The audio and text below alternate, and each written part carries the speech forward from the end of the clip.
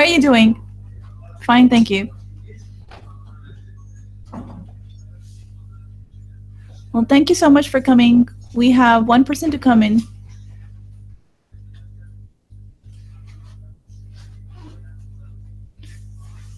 Thank you for contributing, for joining our discussion. I know that you all started working early in the morning and it's the evening time, and here you have another task to do. It's going to be a discussion on chat.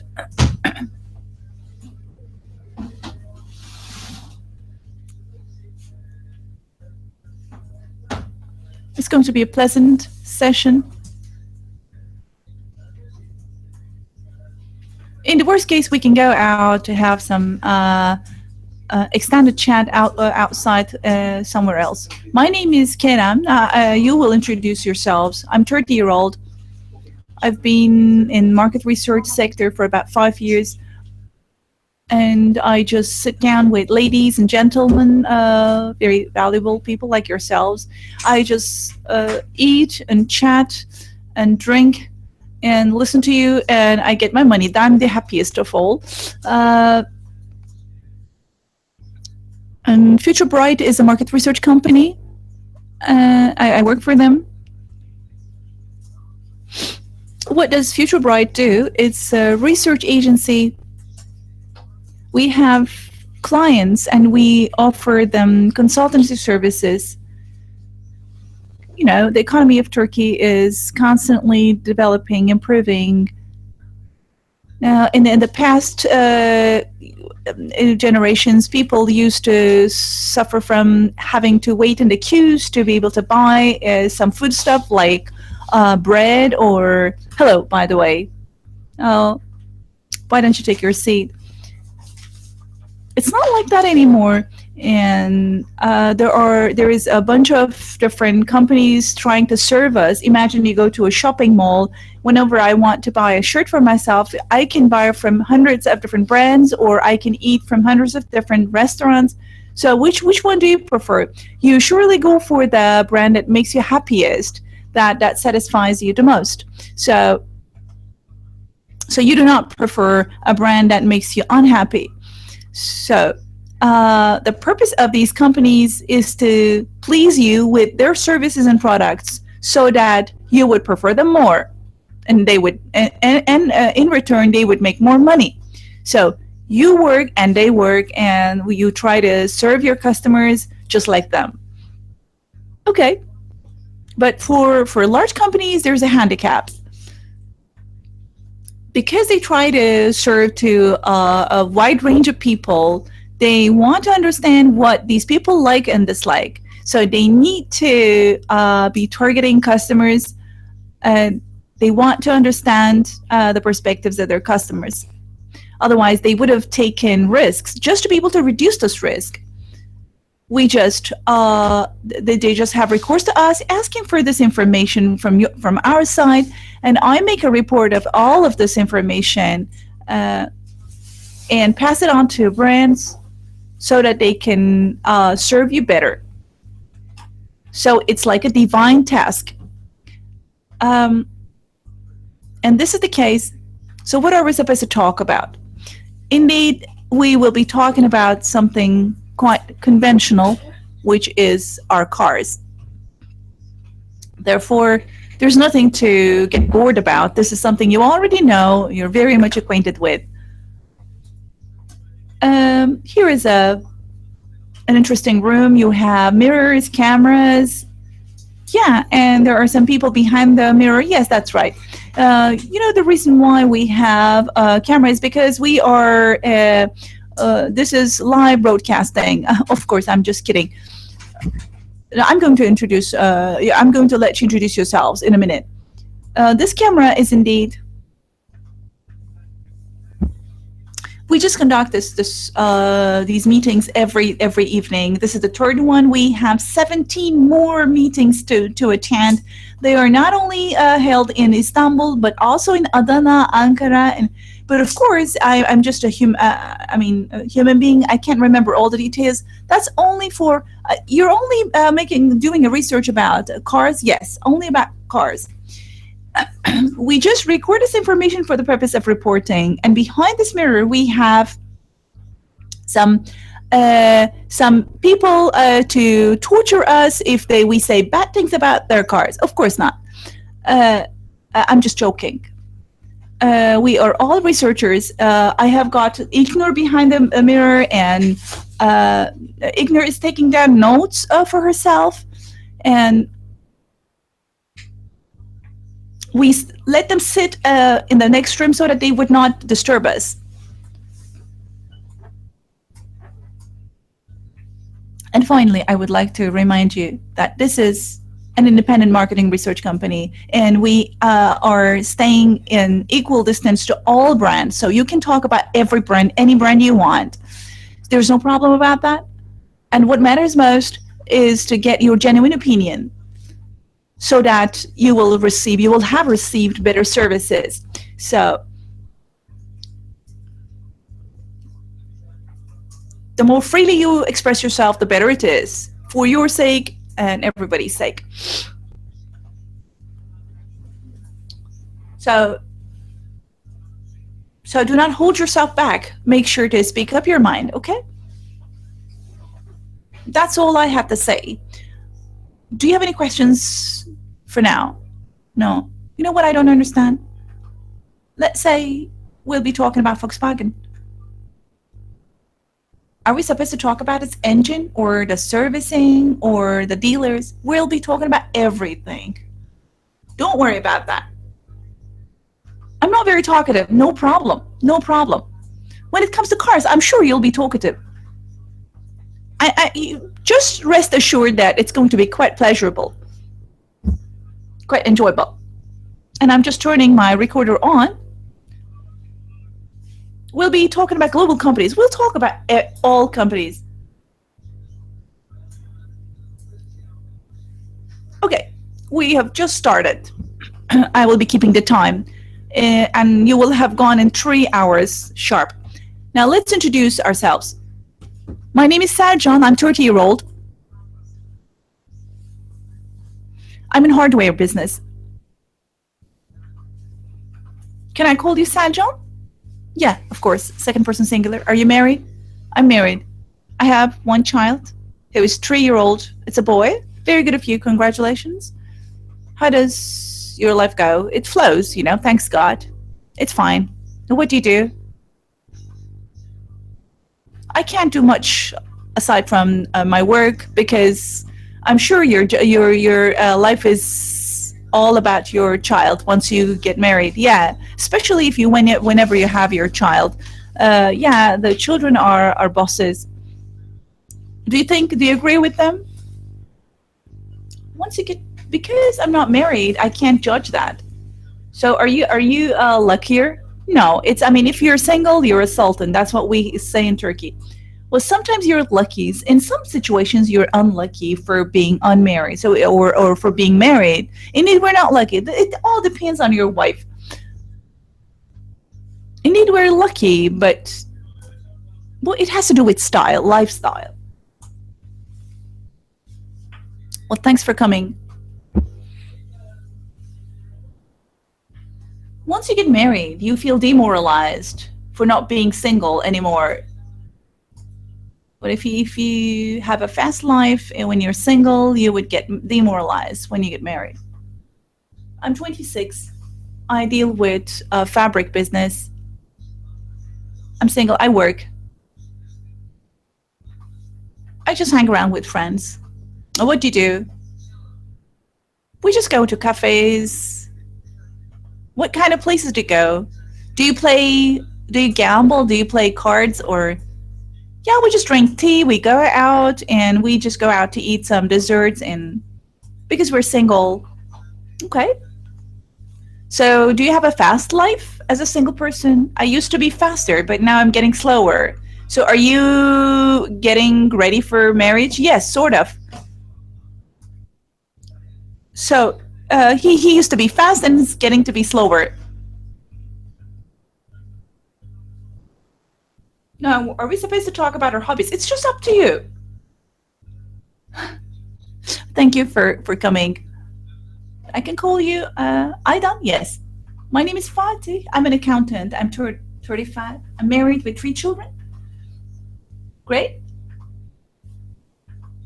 I usually work. I just have my weekends off and we go out to the playgrounds or the seaside. But in long vacations, I really like going to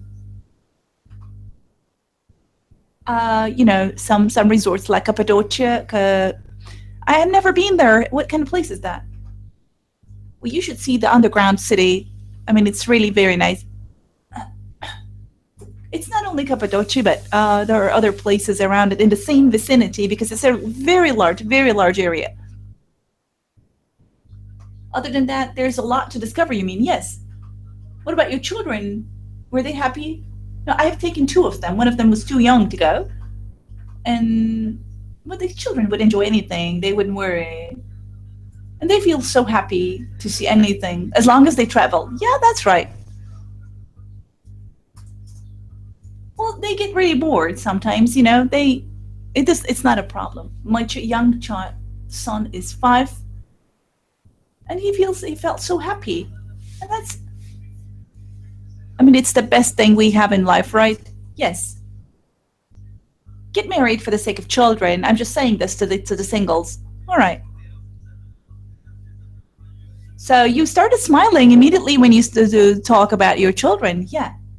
My father used to say that you would understand me when you become a father, and that's the case. No problems. Okay, thanks for coming. What about you? I'm in real estate business.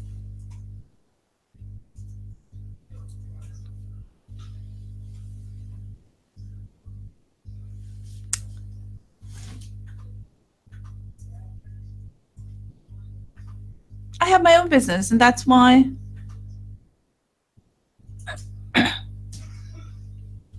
I can just do other stuff besides my job. I'm newly engaged. So we try to enjoy having a fiance, and so it must be a long marathon up to the marriage, to the point of marriage. You're supposed to buy your goods for your home. Well, this is something nice to do. I personally feel good. Because you're going to buy, you have your own preferences for your own household and you're going to buy everything for yourself. And this is something nice. I love doing that. And in daytime, I go to my work and we sometimes go out with my fiance. I like going out of the city at weekends, just like he said. Where do you go? If I'm supposed to drive, I like traveling to near vicinity in the same region. But if it's a long distance, it's not that difficult to use airplane. So you can buy tickets for 30 liras with Pegasus Airlines. Yeah. Pegasus, they fly you for only 30 liras. Yeah. Okay. I already have booked a place. It takes 24 hours for the bus to go to a destination, and it takes you 1 hour to go there by flight.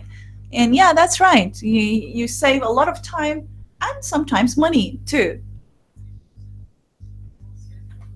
I really wanted to travel to a place, and I went there for paying my military service, interestingly, and that's a nice place, but that's a place for the singles. Cyprus, that's Cyprus. These are really nice places to go. You know this job. Okay, we got the message. We'll go there.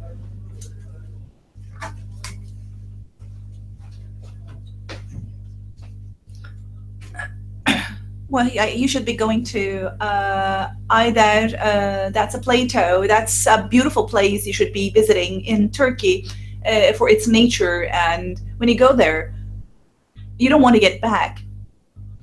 So you should be traveling the natural places. Yeah. That's where is this place? This is in the province of Rize. We never spend our religious holidays in Istanbul. We go to the village. We spend 1 week in the village. Uh, we just travel to Trabzon, Rize, and Artvin. Black Sea region is really unimaginably beautiful. Okay, thanks for coming. My name is Mehmet. I work on daytime on weekdays, and I sometimes go to cinema. I'm married for the last 1 year, so it's quite recent. Yeah. How do you feel? It's a nice thing. So you probably are not married. Yes, I'm not. I just prefer going and driving out of the city at weekends. Yeah. So there are nice places to have breakfast at weekends. That's it. We just like traveling. We like driving. My name's Fatih. I'm from Balkans. I was brought up in Istanbul. We have a family company. We are wholesaling foodstuff.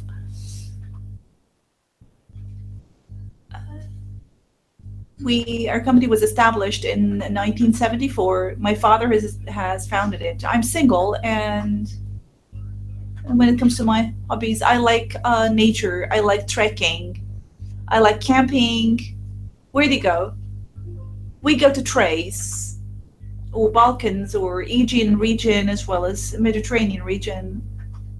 I haven't been to Black Sea region, and I love sea, and I have a certificate for seamanship, and I don't honestly like working. If they give me a certain amount of money, I would just spend it out in nature. I can live like Robin Hood.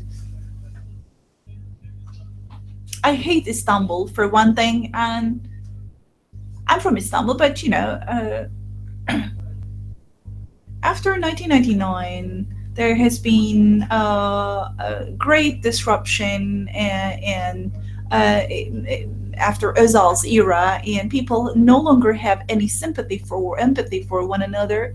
So living in such a country has become pretty difficult and distressing. And I even intend to leave my country. Well, these sound a bit harsh, but okay, that's fine. So I'm not very contented to live in Istanbul when it comes to cars. No, we can talk about that later on. Anyway, we have a lot to cover. So I have some political tendency. I'm a member to the Association of Socialist Party, as well as Atatürk's Association. Biraz uzaklık gibi geldi ama bana. Bıraksan. Yani. Soldan birinci. Ben yani ne yapacağız bilmiyorum. Bu introydu yani. I want to get started.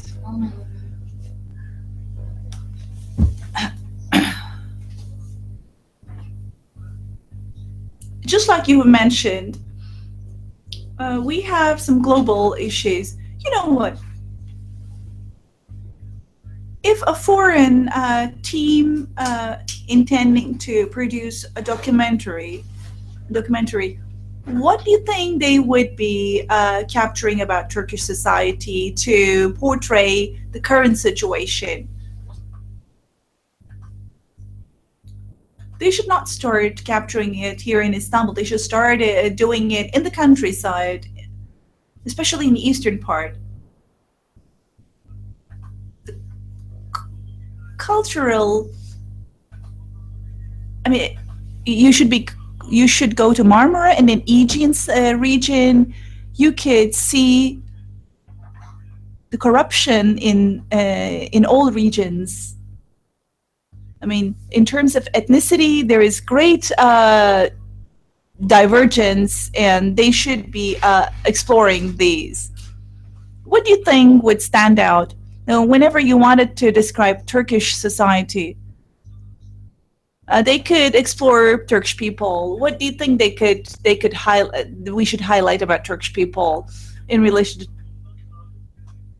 to traditions and history, customs matter to Turkish people. So traditional structure. I don't know if any such documentary has been produced. How would it feel if they intend it?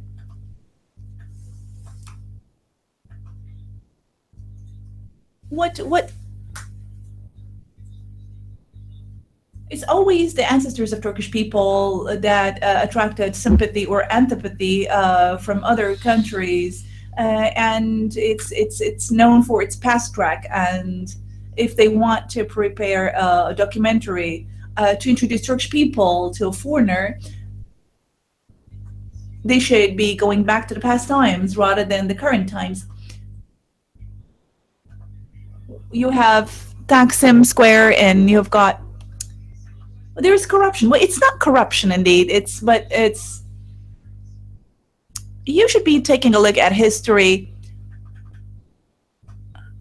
Turkish society has got one single historical past track. No, I don't think so.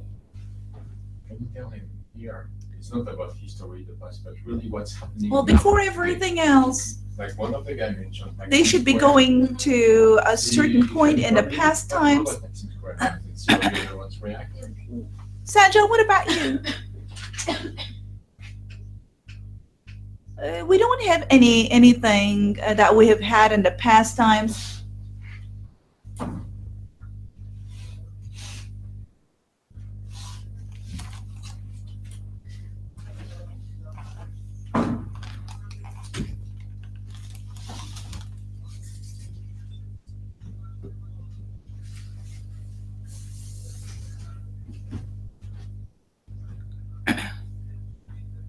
These are all the treatments for you. You can help yourselves, by the way.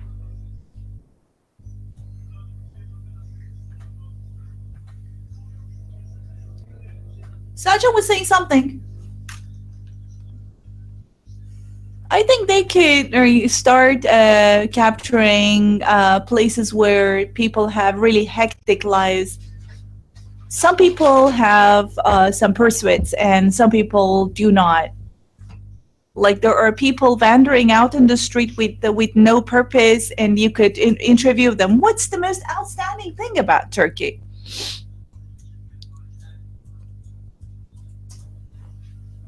When it comes to appearance, I think you should be videotaping Bosphorus Strait. But when it comes to people, you should start, videotaping older people rather than youngsters, to indicate, to communicate traditions and customs better. For instance, I'm 30-year-old, and even I myself have forgotten many of them. I no longer remember them. Okay, I understand. Okay, what else?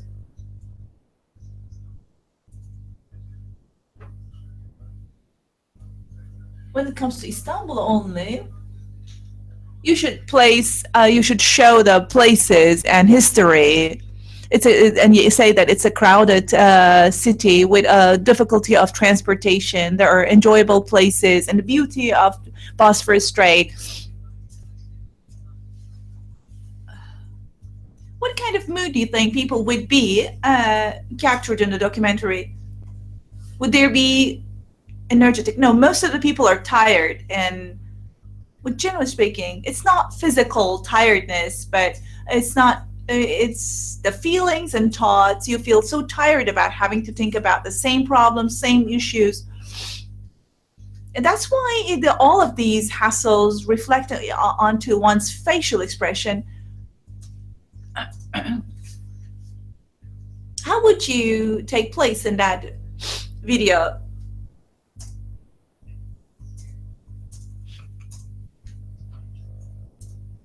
What kind of a role would you take? He would probably be the star of the video. A hero. No, it's not. I'm not asking this question to you, but just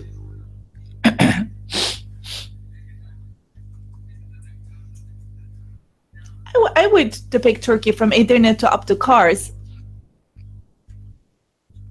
What do you think you would? I would start talking about retired, hardworking people, blue collar workers, how they can achieve things. I would start with history. That's the only thing we can boast about. I mean, everything is embedded in our historical fast track. Okay. Now, let's start talking about cars.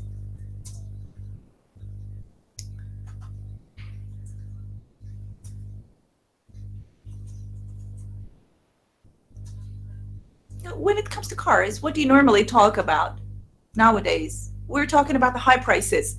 Is that the hottest topic? Fuel. The taxing, performance, servicing, safety.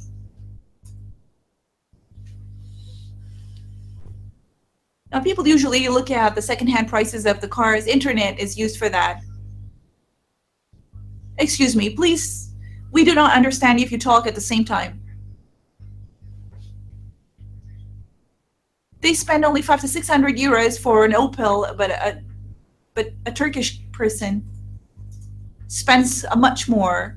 So that's difficult. These are just unfair. And so you mentioned safety. Before you buy a car, you should check for its safety. So what do you normally talk about cars? I mean, when it comes to, we talk about safety elements like ACS, electronic systems, and ABS. What about technology? Do you talk about this technology? Well, safety has to do with technology, basically.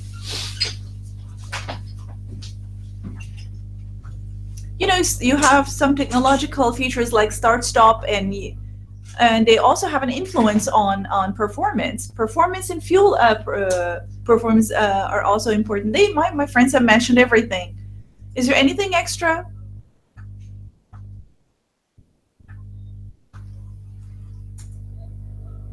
There are also some bad cars.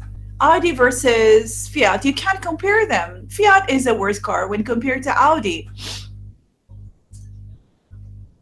You can always make comparisons, and the worst car of Fiat starts at a price of 100,000 liras. Fiat Egea is sold for 110 liras. People talk about the prices of cars. I don't know who could manage to do this. I think they should no longer manufacture cars with diesel. They should be switching on to gasoline. And the gasoline price should be pulled down. But this time, diesel engine starts with injection. Even if they just reduce the price of gasoline, it just consumes much more than diesel engine. You said that, you mentioned electrical cars. Yes, electric cars. Is that the topic of the talk? Within few years, some of the European countries will eliminate the use of gasoline-driven cars. Now, we need to think about this. Then you should really spend effort to make cars more fuel efficient. I'm not a professional, of course, in this business, but self-taught engineers should be thinking about it. Well, there are engineers who can manage this here in Turkey. We have got everything is imported here, but unfortunately, I mean, we should be producing everything here in Turkey. Like, for instance, our defense industry has improved so much. And just like that, all industries should be doing it.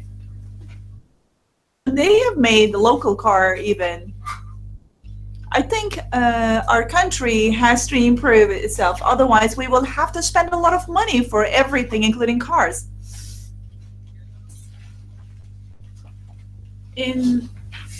In 2023, Turkish local car is going to be will be launched. Well, like up to 50 kilometers, it drives with electricity. There's already a car. It's not local, but it just self-charging. But of course, it's hybrid. There is a simple engine, and the dynamo is self-charging itself.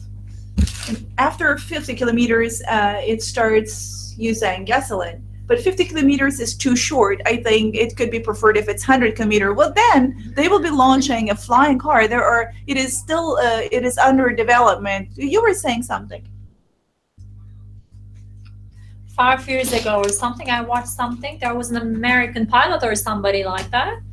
He worked at NASA, and he talked about flying with jets, and he said that there's more advancement in technology. Most probably there are different tests being conducted. There are different technologies. For example, there are different shock absorbers, and maybe in future years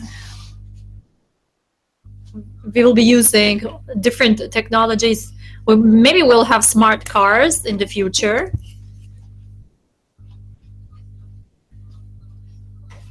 This guy talked about an experiment. For example, now we have sensors all around in the car, and the cars can brake, but I think the cars will be able to brake automatically. We will come to that stage. Yeah. In the bonnets are thinner compared to past years. When there's an accident, for example, we pay a lot. Okay, how about new models? Tesla? He said something. Yeah, there are also autopilot things. There will be autopilot things. I think electrical cars will go for some kilometers, some mileage, but after some mileage, it will be problematic. Audi and all the companies, I think, will make more research. I think there will be unmanned cars, smart cars. Mercedes has started something. Okay. When it comes to cars, how do you get information about cars and technologies? Social media, thanks to social media. Especially when it comes to new cars or technologies about Audi, Mercedes, like unmanned cars. I follow things on social media. Do you make research deliberately, or do you happen to see things coincidentally? I mean, it's just random. I randomly see things on social media. If I see something, if I like it, I read the content, but I don't sit and make a research deliberately. If I hear about a new design, I make research deliberately. Yeah, if I hear something exciting, I make a research. But normally, I don't say, well, Mercedes has this and that. I don't make a research deliberately, but if Mercedes has a new design or new body or chassis or something, I may make a research. I may look at the website of Mercedes. Yeah, I also follow some magazines. I buy car magazines, one person. I don't buy any car magazines or something. If there is a new body of a new brand, you don't need to, on the mobile phone you can see things, on the TV, I can catch things. When I watch something on YouTube, for example, there are many pop-ups. But even on the series, Turkish series, soap operas, there are many TV commercials. There's İçeride Turkish series, and I see all Fiat cars in the commercials. I like scientific stuff. I'm very curious about technologies from 20 years later, so I can follow things. Okay, good. What about your cars? What do you drive? Golf Caddy. And my brother has Golf. Mine is the previous one was also Volkswagen Golf in the past. It used to be 2011. He talks about the previous one. I really had liked the previous one. But why did you talk about your brother's car and the previous car? I wanted to point that out as well. Okay, but why? Because I also drive my brother's car as well. Caddy, I drive Caddy for business. You also drive your brother's car, Volkswagen Golf? Yes, I also drive it. Because we are a family, we're doing a family business, so I also drive my brother's car. Okay, I see. So for private reasons, which one do you drive? I normally drive Caddy. It really is the good match for me. At weekends, we go to camp with Caddy. I like the trunk capacity of Caddy, and we have the tents and everything, and I have my gun at the back. I have my, fishing net and this and that, fishing material. So what would you describe about your car? Volkswagen, I think that I used to have 2011, but 1.6 Comfort. It really was nice. And then after that one, Volkswagen started to produce new bodies and chassis. The bodies of the cars after 2011 had changed, and they also made a change in the engine. I had 1.6 engine. Okay, if you use 3 adjectives for your car, what would you say? Volkswagen, but for your own car. For your own car, how would you describe it? Volkswagen Caddy, first of all, it's reliable. It uses less fuel. And what else? It's comfortable at the same time. It doesn't put me in any troubles. Actually, the maintenance costs are very expensive. I need to say this. What else? How about the characteristics of your car? It's both sporty and normal. It's very agile. To me, it's very agile. There is something sporty about it. And at the same time, it is commercial. So how do you like the sporty looks? The shock absorbers are very good. Yeah, there's a good shock absorber system. There's no scissor system. That's the technical thing. In Fiat Doblo, I think they use a scissor system. I also drove Fiat Doblo, but the Fiat Doblo was not comfortable at all because I was feeling everything on the road, and Fiat Doblo was not agile. Why do you think your kid is sporty? There's TSA or FSA engine in Caddy, and I like the horsepower. Actually, the horsepower is lower compared to Pulses, but it's very comfortable. The way it looks is sporty. Okay. Well, how do you feel when you drive it? I was very skeptical to it first. I was skeptical to Fiat Doblo and the others. The station, what was the other one? Well, I was very skeptical of station models.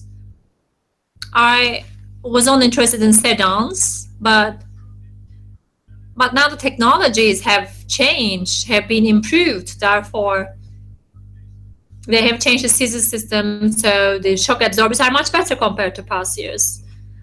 In the past, there was a lot of vibration. Most of the commercial vehicles had a lot of vibration and shaking in long distance. They lacked in comfort, and they changed the shock absorbers, and they use something else is it called rear wheel drive? I don't know about the technical components. That's okay. It really goes like a sedan, feels like sedan.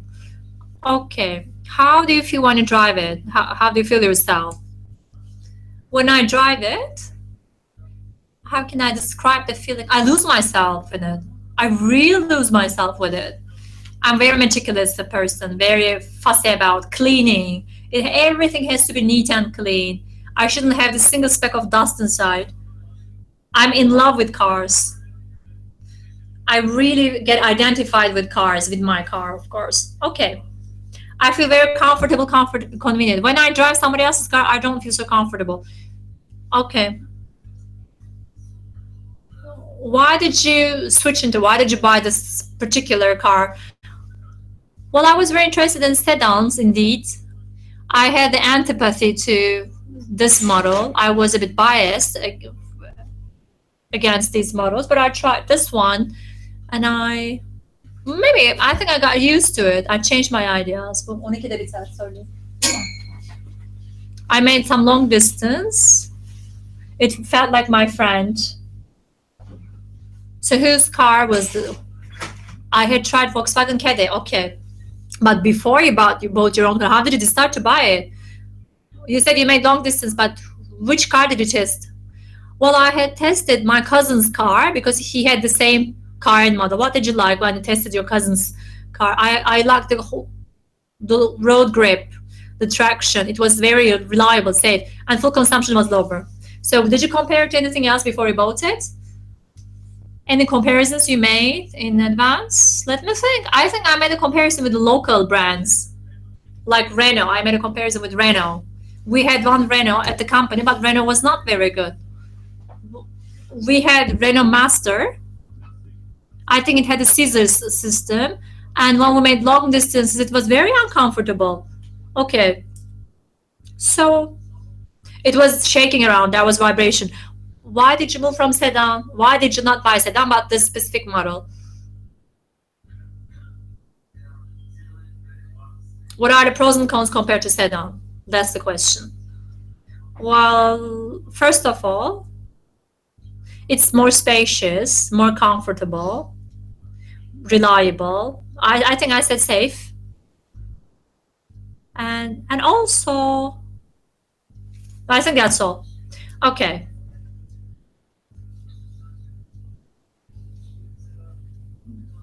So you're here. If somebody looked at your car, what would he think about you? How would he describe you as a person? What would he say about you? What would he say? What would your car say about you? So he would look at my car.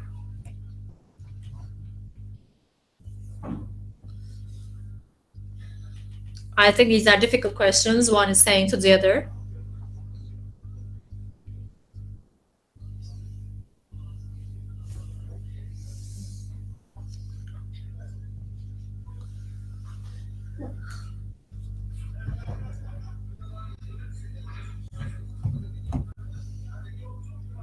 Where are you from? They're asking the hometowns.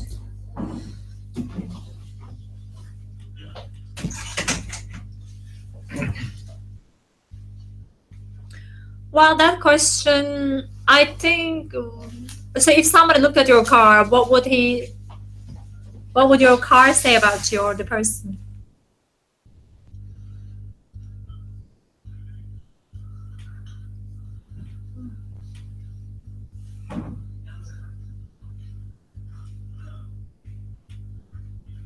I don't know. It depends on the person. But your car, what would it say about you? Okay, I think I couldn't get the question. My car is always orderly, is always clean. So would he say you're careful or something? You would never find any dust. The glove compartment is always orderly. Okay, how about your Seat diesel? Is inaudible. How is it? I'm happy with my car. I can recommend it to everyone. It's very good. Traction is very good. The only problem is the insulation problem. It's a bit noisy inside. And it has a chic design. And if people see it, they keep looking at it. He said, but it's inaudible. So I would really recommend my car. And the shock absorbers, I think they need to improve shock absorbers. It's not automatic transmission, it's manual transmission. There was a big price difference between manual and automatic transmission. And yours? We have the same thing, Toyota. My name is Mustafa, by the way, okay. It's sporty. He said Toyota and then he said sporty. What did you mean? Well, it looks very sporty. Toyota Auris, he said. Okay. First of all, it's automatic diesel. It really doesn't use fuel at all. Very little fuel. And the most important thing is Japanese. That is Japanese. So what does that mean to you? Well, it's Japanese. And you would never have a mechanical breakdown in Japanese cars. And my mother drives it from time to time. That's why I once had a problem. And there was a lining problem because of my mother's driving it. And I have never taken it to maintenance apart from one time.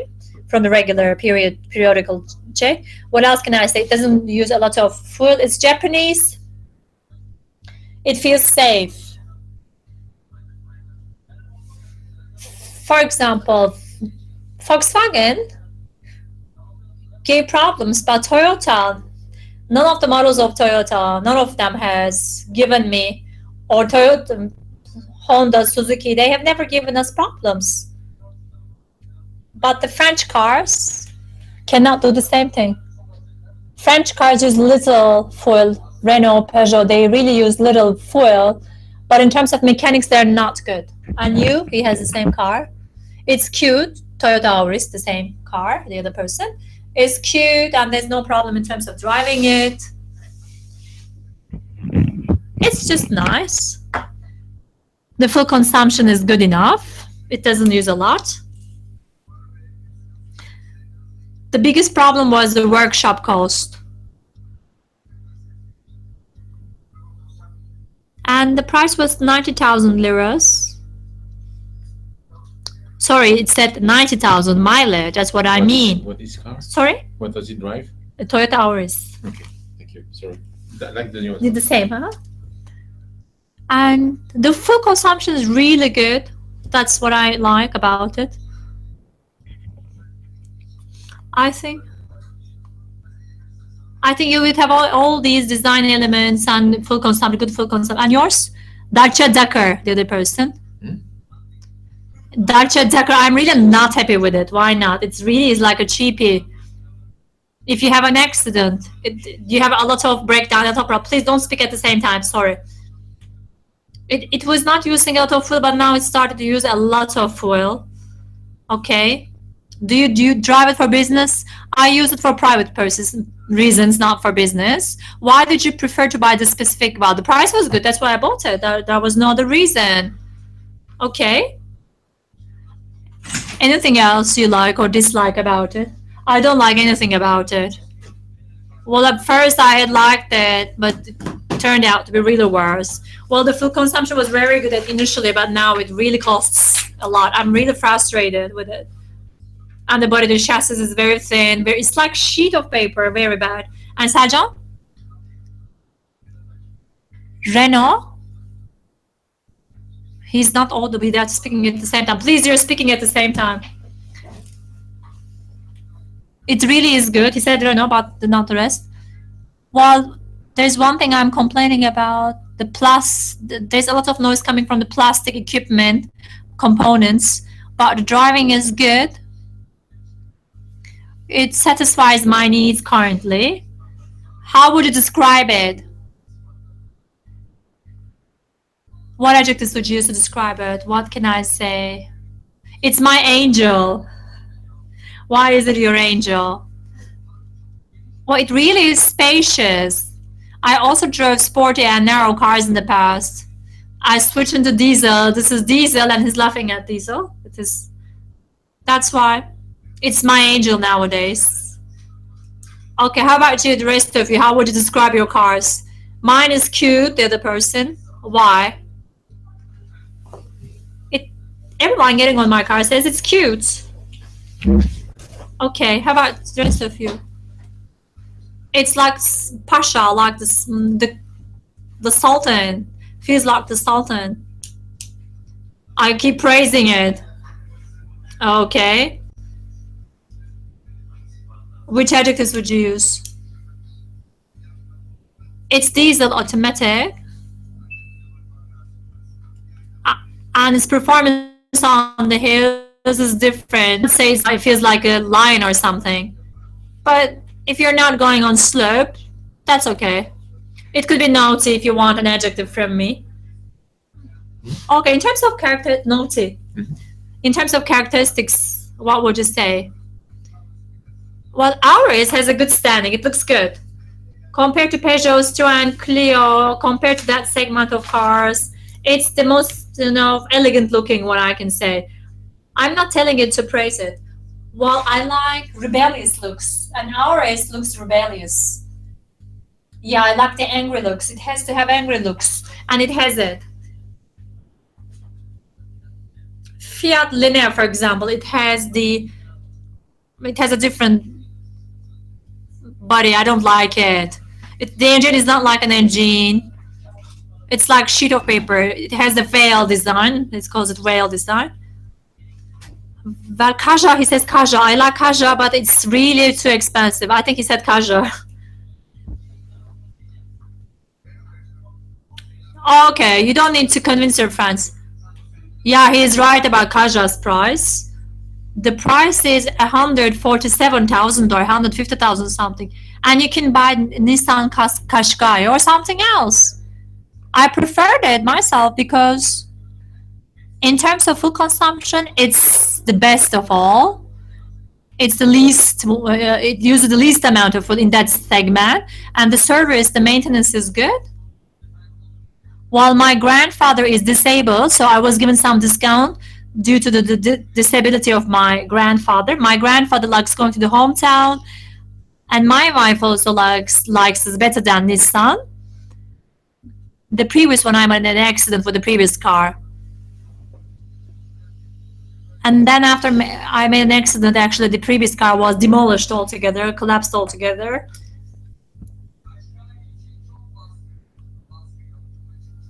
Well, I made a lot of pressure about Qashqai.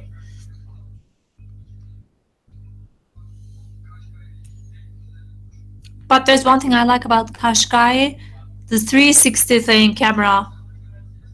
I saw it on Mercedes. I checked it. Okay. How do you feel yourself in your car? I'm very happy inside. How is the feeling? I feel safe, happy. Happy, motivated. When I get into it, in some other cars, sometimes you feel something may go wrong. In terms of mechanics, well, in terms of mechanics, Toyota is normally very robust. And 2 years ago, well, it used to be the only company that was producing all the components, but things have changed recently. But the dashboard is not very nice. I'm not very happy with the dashboard. In the previous model, for example, dashboard was much nicer, but the dashboard is just too flat. And it's just like the 94 model of dashboard, which is not nice. It's just too ordinary, too flat. And I think there is a reason, because they want to increase safety. They want to make the driver feel that it's too safe. It's very safe. But I'm not happy with the dashboard. It's too plain and I'm not happy with it. Well, I heard that Toyota in 1993, well, Toyota really grabbed a lot of market share in 1993, but those models were only produced in Japan. The Japanese engineers were working and the Japanese electricians were working, etc. So it was the same plant, and they were bringing those cars with ships. Okay. At the point of purchasing, what sorts of comparisons did you make? I didn't compare it with any cars. I sold my Ford Focus. One day I was on social media, and I saw Toyota Auris new body, new sachets on social media. I saw it on social media and I went to the dealer directly. So it was like love at first sight. I didn't make any comparison with anything else. I made a bargaining and that's all. So what impressed you there? Well, the body looks so impressive. It was spectacular. Toyota Auris, they launched this body and I was really impressed. Yeah, there's a big difference in terms of the design between this Auris and the previous ones. Yeah, there's a change. Well, I had like Clio, the red one. I was considering Focus, and Leon was more attractive. He says Leon. Everyone recommended me the Leon, so it looks more sporty. That's why I preferred it. And I started with Leon Station. I looked at Honda and everything, almost all the other cars, and then we decided that we didn't need a smaller, compact passenger car. We wanted to have something more spacious. Therefore, we started looking at SUVs. Out of the SUVs, so you wanted something spacious. Yeah, space in spaciousness was very important. I looked at Honda, and then I looked at everything else. Yeah, Honda is one of the best ones in Turkey, I guess. Okay. What do you like and dislike about your cars? We discussed this. What I like is that the fuel consumption is really very low. I'm really ambitious. None of the cars is using this little fuel. So how about the fuel consumption per 100 kilometers? In Istanbul, I leave my home and I go to my hometown. It's 1,000 kilometers. If the speed is like 100 and I pay around 180 liras, if I accelerate, it's more expensive. Sorry, one by one, please. Dacia Deco is using the same amount of money. You know, I pay that much, 180 liras to hometown. That's the full consumption money. Well, initially it was using much less. It's using much more now. I think I will take it to the workshop. Please don't speak to your friends at the same time. I will take it to the workshop. So I think I will understand the reason of it's using more fuel. I go to dinner, for example, 3 times and it's using much more than it was using in the past. Okay, I should go more mileage with the same amount of money. Okay, so at the point of decision making, what was important? I always looked at the second-hand ones, but in the second-hand models, there was a problem with the paint and this and that. There was always a problem in the second-hand, and then I decided to buy first-hand to feel safe, to have ease of mind. And the price was good in first-hand. But I think you made the wrong choice, the other guy says. How about you? What do you dislike most about the dashboard? I dislike the dashboard most about it. It's too flat, no details. There's just the music tape and the clock and nothing else. I really hate it. I don't like the horsepower, the other person says, and when I climb up the slope, it gets to be slower. It's not nice. I move from electronic to manual, but it's not strong enough. If you go down the hill, all of a sudden you have to press on the accelerator and this and that. You have to adjust the speed. Well, I couldn't discover mine properly, but there's a lot of noise from the components. I have this fixation about the sounds, and I think there's some insulation problem. Yeah, we all have the same problem about the sound. If there's the slightest sound, I start hating it. Okay, what would you change, improve about your cars then? I would change it altogether, completely. I would change the car instead, but not improve anything. Okay. Let's talk about the previous cars. What was the previous one? It was Ford Focus. Ford Focus was great. It was 178 horsepower. It was almost flying. It was hatchback Ford Focus. I don't get on the sedan ones because sedans are too big. You know, parking is a problem in Istanbul, and I always would want to have hatchbacks. And I like sporty ones, and the sedan ones feel like, you know, company cars. But when you get to the sedan, it feels like the business car. And you, what would you think about my car, the previous one? I used to have one sedan. It was too spacious. I wanted to buy something more sporty. That's why I switched into my recent car. I'm happy with what I have now. Why did you want to change from the previous one to the new one? Well, I gave the previous one to my father. That's why I changed and I bought a new one. Okay. And you? Well, it's not about that, but I also was a driver, private driver.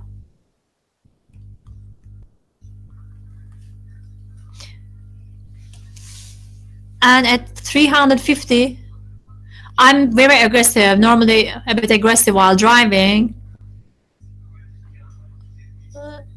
So the previous one, you had an excellent case. I would never forget one thing about the previous one.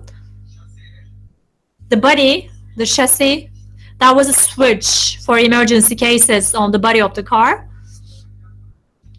Well, once I was smoking and the fire dropped down. And as I was bending down to get the fire, on the right hand side, there was a long vehicle, and I got distracted while driving. That's why I made an accident. I hardly could wake up after the accident. And I had the traffic insurance and everything after the accident. The only thing I remember about the previous one was a long vehicle with which I had an accident. And the chassis was distorted. There was a lot of damage, and the airbags were actually opened after during the accident. So the airbags saved me. So this switch feature, the robustness of the body, saved my life after the accident in the previous one. Well, in my case, I wanted to have something more compact, something trouble-free. Well, that's why.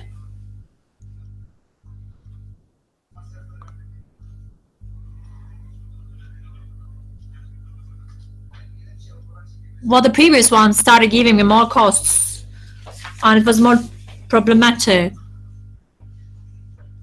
Well, that's why I wanted to sell it. Okay, but the previous one was bigger, yes. The segments are different, right? Yes. So why did you move from sedan to hatchback then? Well, I'll tell you why. I also sold the Cruise. Well, I thought that there would be spare parts related problems, and it was difficult to get a warranty for spare parts. Therefore, I wanted to sell it, and then I, decided to move into this one. Okay, and you? Between this and the previous one, can we get some tea? Actually, I had this fixation about Volkswagen. I was very interested in Volkswagen. My first car was Volkswagen 2001 model. That car has saved my life. And because of my interest in German people, because of my interest in their production technology, I do not give up on Volkswagen. So what was your previous car? An earlier one was Toyota Corolla. But it was not my car, it was my father's car. And that's where I learned how to drive, and that also was a very good car. I can't really criticize that. That was original Japanese car. And Toyota Company, where did I buy it? I bought it at a dealer. I remember that. They have shown the car to us when it was taken out of the ship, and it was all wrapped in cellar wrap, and it came from Japan by sea. My first car was 2001 model Comfort Line. And then I had the accident, and it was written off. And my family bought me a caddy, because I'm like a caddy. Caddy means cat in Turkish, and I'm like a cat. And you said earlier, what is going to be your next car? In terms of, it could be Honda Civic. What would you buy?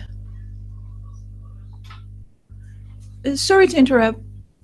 They always improve the technology. They always come up with new designs, but they are reducing the horsepower. They just introduce new technology of engine, but they can't find new technology for fuel economy. Unfortunately, we should get rid of these fossil fuels, especially these Middle Eastern countries should get rid of fuels. Honda does not want to get engaged in diesel engine. Indeed, with Honda CBR, they already have embraced it, but it's very expensive, and that's why it's not very popular here in Turkey. In 2006, they started working on it. They have used steel for 6 years, the engine, every year they try to solve another problem, and finally in 2012 they launched it. But there's only one thing they can't do it. They probably forget it, or don't have the fuel tank level on the dashboard. That there's no indicator for the gasoline. When it comes to manufacturing process, they really have worked very hard on it, and not every company does that. That's why I keep on asking for Japanese cars. German people have been very good in production. So what car do you plan to buy next time? Honda Civic? How does it differ? It's a sedan car. I said I wouldn't buy sedan, but it's a good car. The way it looks is very beautiful.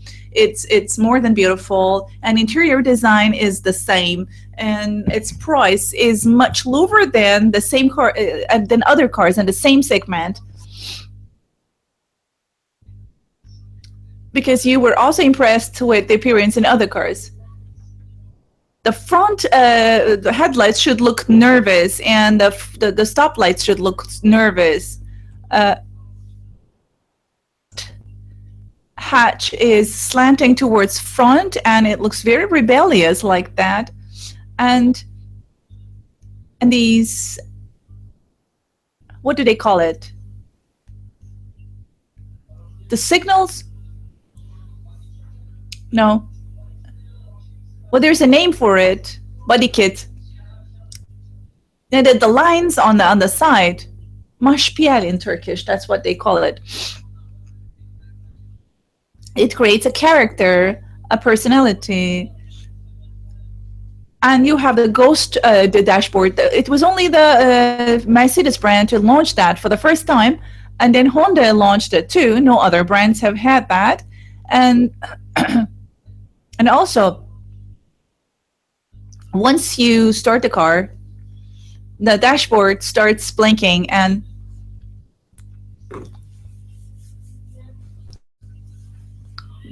well, they talk among themselves. I don't understand what they're saying.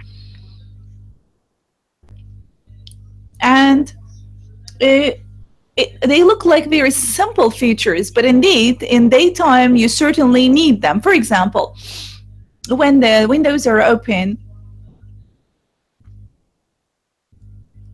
you may have to push the button for twice, but that's the thing I hate. In our Toyota, the side mirrors are electrical powered, but there's a button, you can turn them off. You can fold them. If it's controlled by a button, it would be much better. High clearance car strength. I got sick and tired of having to use small cars. Well, there's difference of viewing angle, and you're just viewing others from a higher level. So and it's better for having good command of good control of the road. In Istanbul, you need automatic car. Manual transmission has been a burden for everybody. Yeah, he's right. Automatic car is always better. In terms of appearance, what would you pay attention to? In terms of technical specs? I just would check the fuel economy first. What about the physical features? I like classical cars better than others. I used to have Vos, like Beetle, the old one probably. But because of my job, I had to buy Dacia. I see. I don't really mind the type. So is it Volkswagen was classic. Previous car was 76. But we always sent it to you before. It's not an easy. Well, I had X35. You can see that these really just şey, about the cheapest of all cheapest car. Şimdi bunların I'm sorry. Sorry to interrupt, but their tone has been reduced quite much. They speak at the tone of mumbling, so I kindly will ask them to talk louder. And Çünkü biraz kahvehane konuşmasına döndü. Gibi böyle. İyicene böyle ben bir gerilmeye başladım. Çünkü anlamıyorum ne dediklerini. Abi vardı ya bıdı bıdı bıdı falanla döndü iş. Yani biraz sahne tonuyla tane tane, çünkü biz çeviriyoruz. Yani çeviri olduğunu da söylemişti. Onu bir hatırlat bence. Kusura bakma ciyaklıyorum. Sorun değil. Çok sağ ol.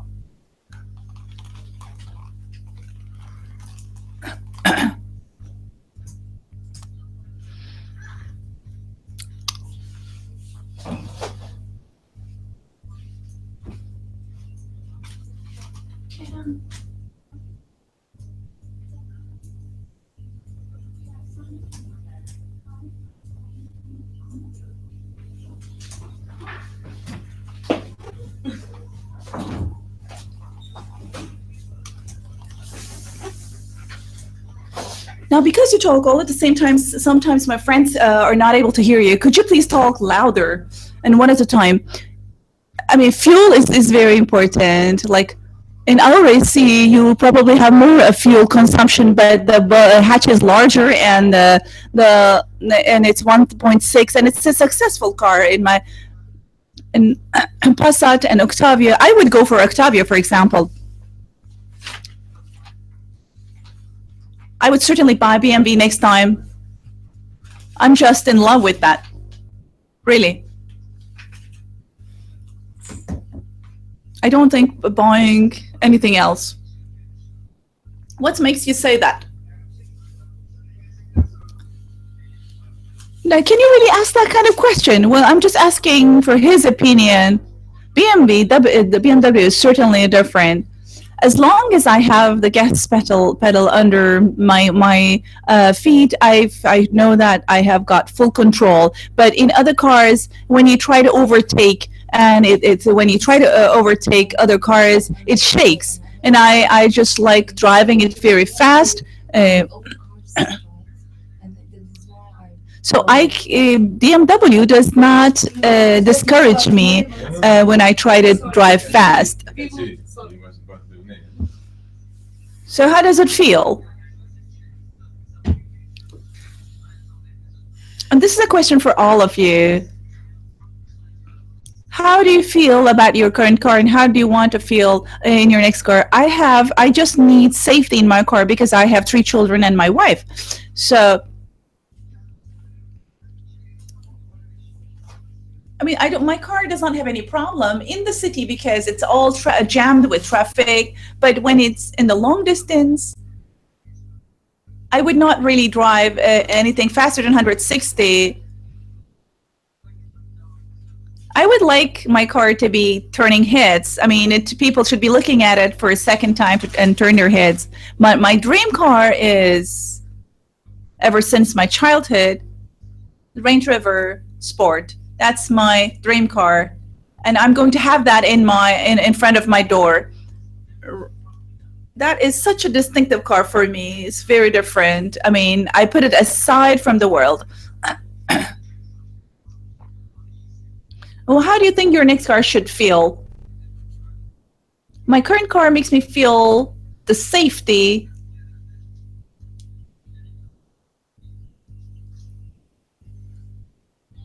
The next car will, I don't know. I never thought about that. What, Qashqai or what? How do you think it would make you feel? They have higher clearance. That's why I like them better. I like the higher look. I feel more in control.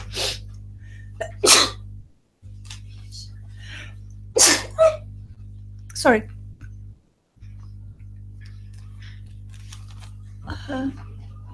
You have a break? Alo. Alo.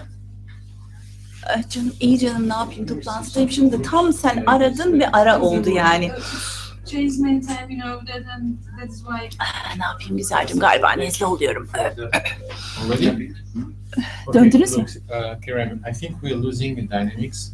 You should be more in control of the group.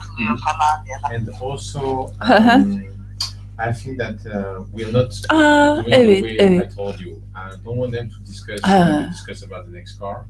about the specific model, but more about their needs, which I don't have here. So anyway, we'll move on to the next section. But for instance,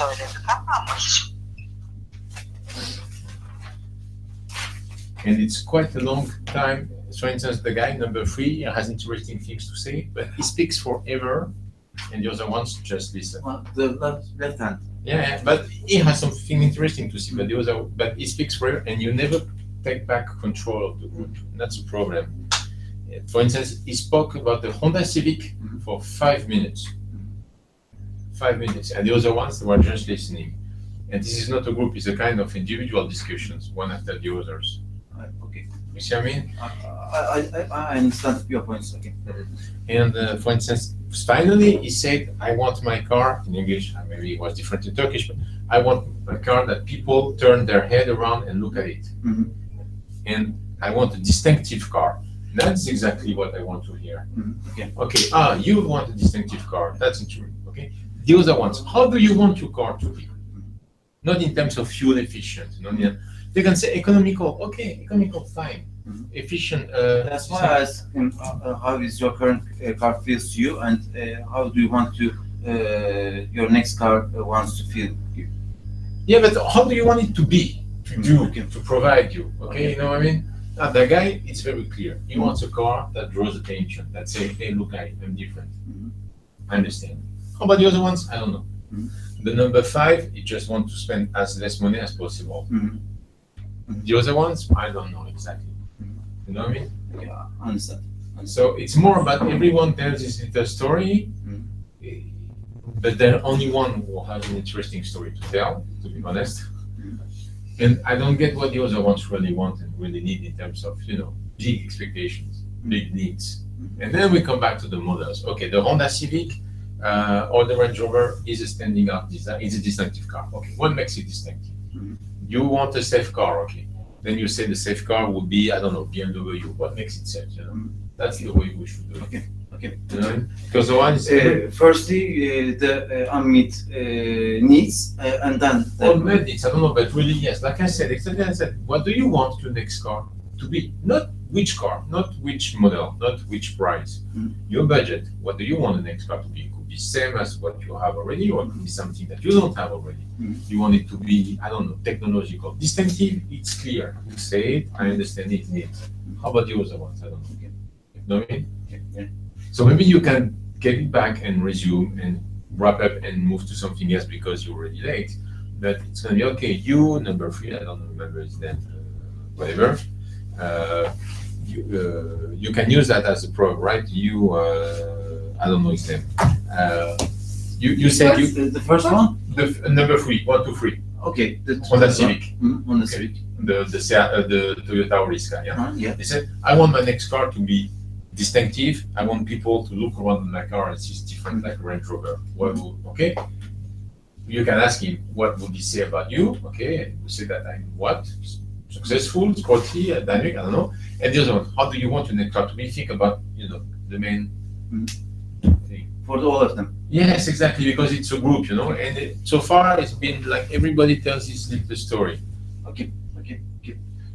So And if you use the group's dynamic, then you will understand everyone. Okay. More than if you do one after the other forever, because the other ones, they get tired. Okay. Sure. Okay. Thank you for your advice. Now, after the break, I will ask all of them quickly, and then move on. Okay, exactly. And then you move on to the natural mapping, and then you move on. Okay. Thank you again.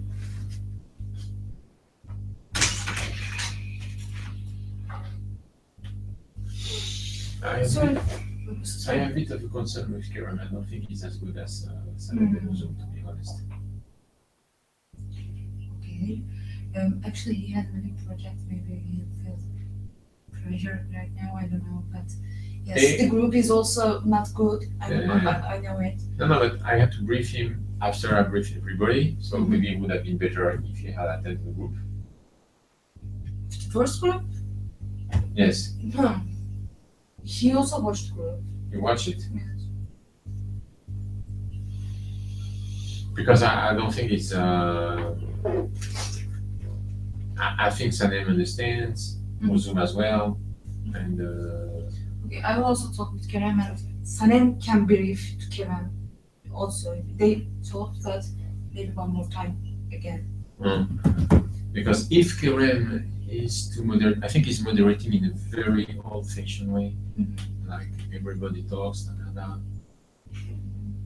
Do you hear? Nice. I see your voice. And with cars, it's very easy to get everybody to get someone talking for 10 minutes about his car, 15, 20, 2 hours, and the other one's translating. And then you don't get the main big idea. You get just a little story of one guy. Let me see.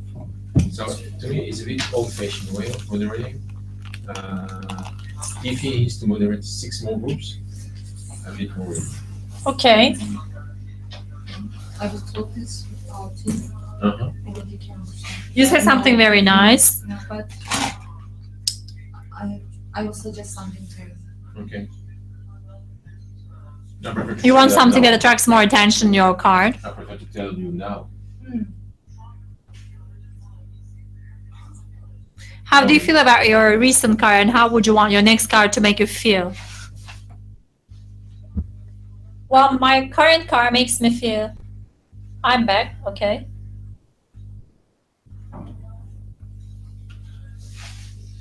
I feel that my current car is getting older, so I want something new.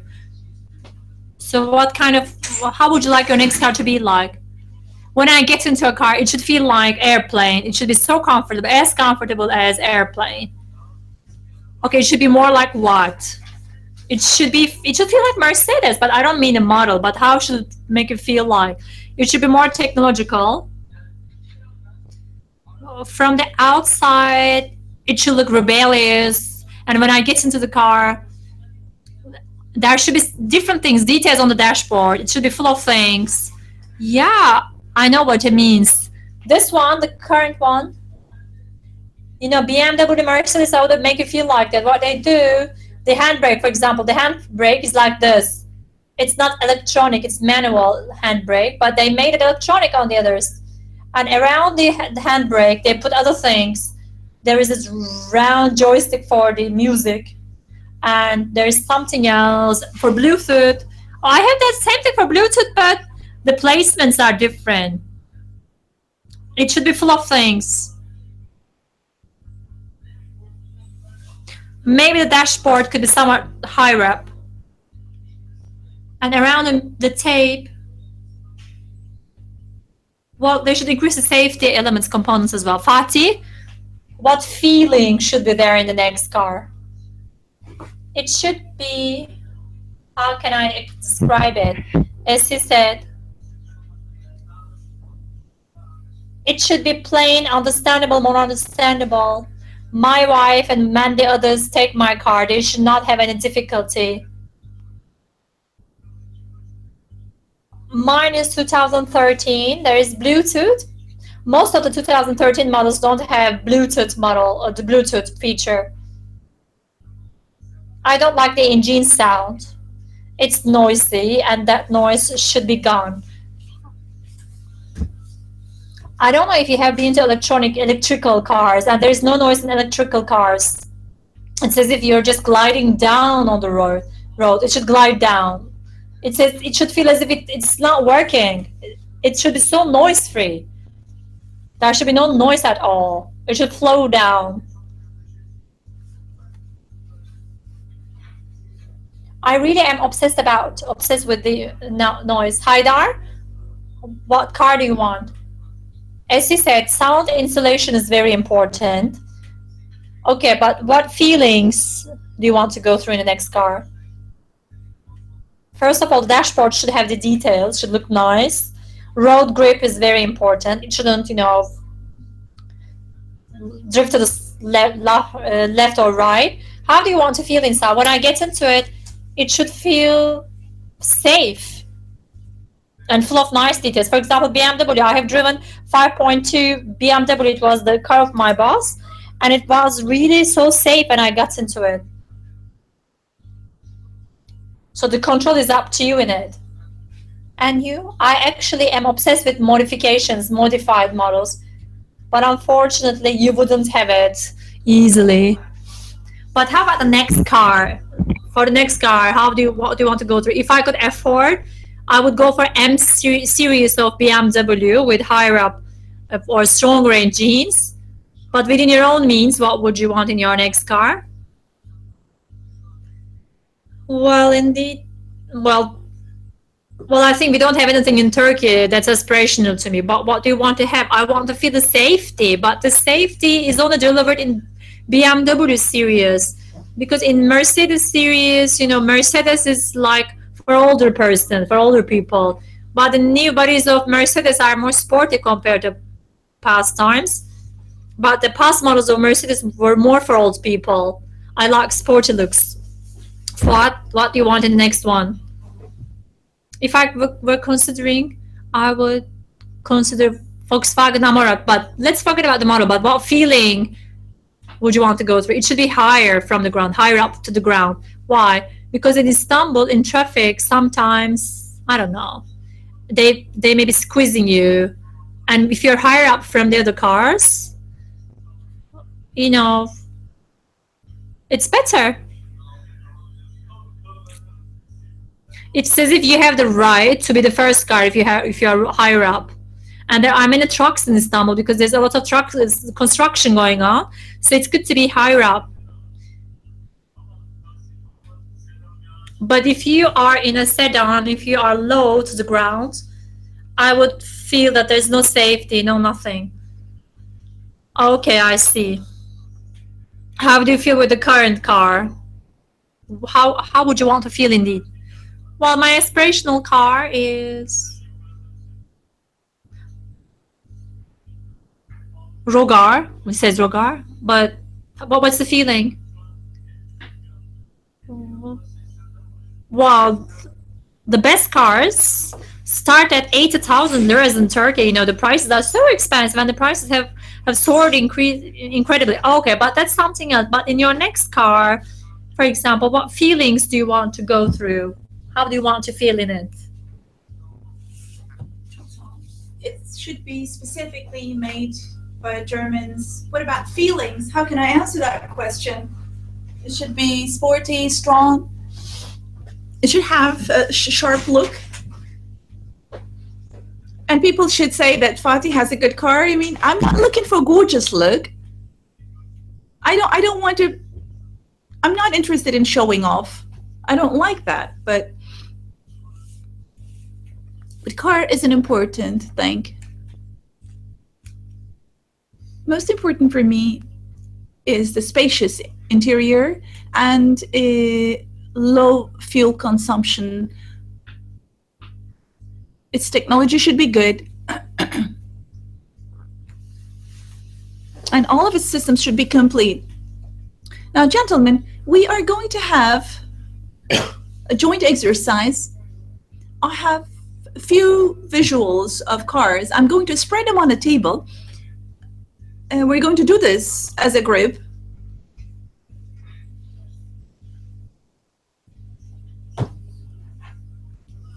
You will be grouping them, but while grouping them, I want you to base your grouping on your feelings of these cars.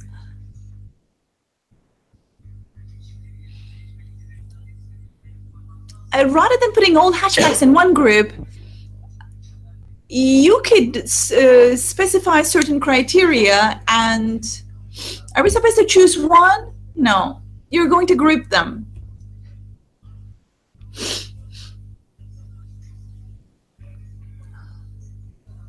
You're going to do it as a group exercise. What group is it going to be? It's not a classification by segment. We could classify them by the purpose of use, like a car for family, car for work, or yes, you could do it like that.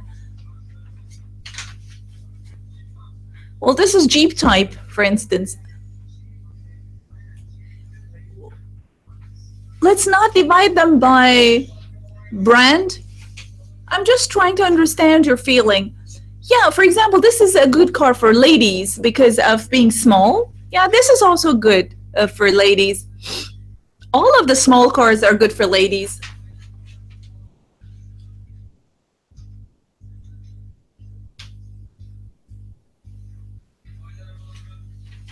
Okay, let me then collect the family cars.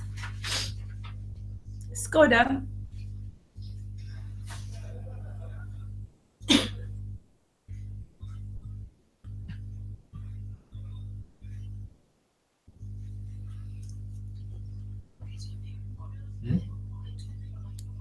We could classify them affordable ones and unaffordable ones. Yes. All of them, let's say, are affordable.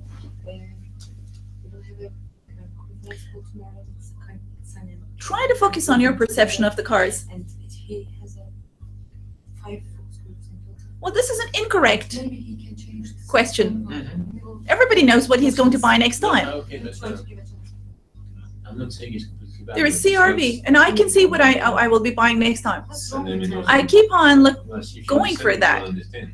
Yes, I know, but. Yeah, we can. For me, sedan car is a safe car, and that's why I would place all sedans in one group. He's wrong. It's not wrong. It's everybody tells it's Yes, story. everyone's got this style Mhm. of moderation. I know. And then it leads us nowhere. It's forever, for the material, and then it doesn't create a dynamic.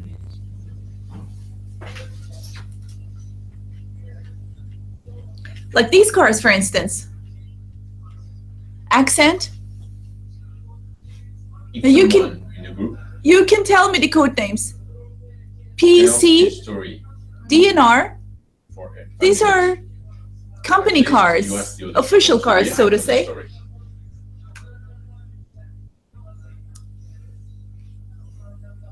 At least try These to- are a little more luxury. E and S. No, nothing. One I- it's the same, it's I- different.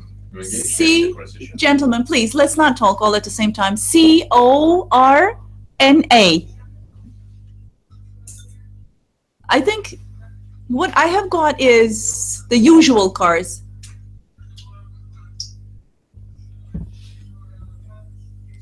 These are hatchbacks. This certainly is his car. No, let's not divide them as hatchbacks versus sedans. This one, for example, you can use it for companies.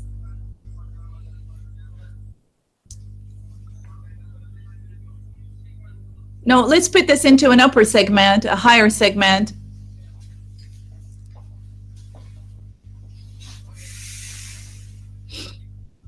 This is for ladies, and these are technological cars. These are Jeep style cars.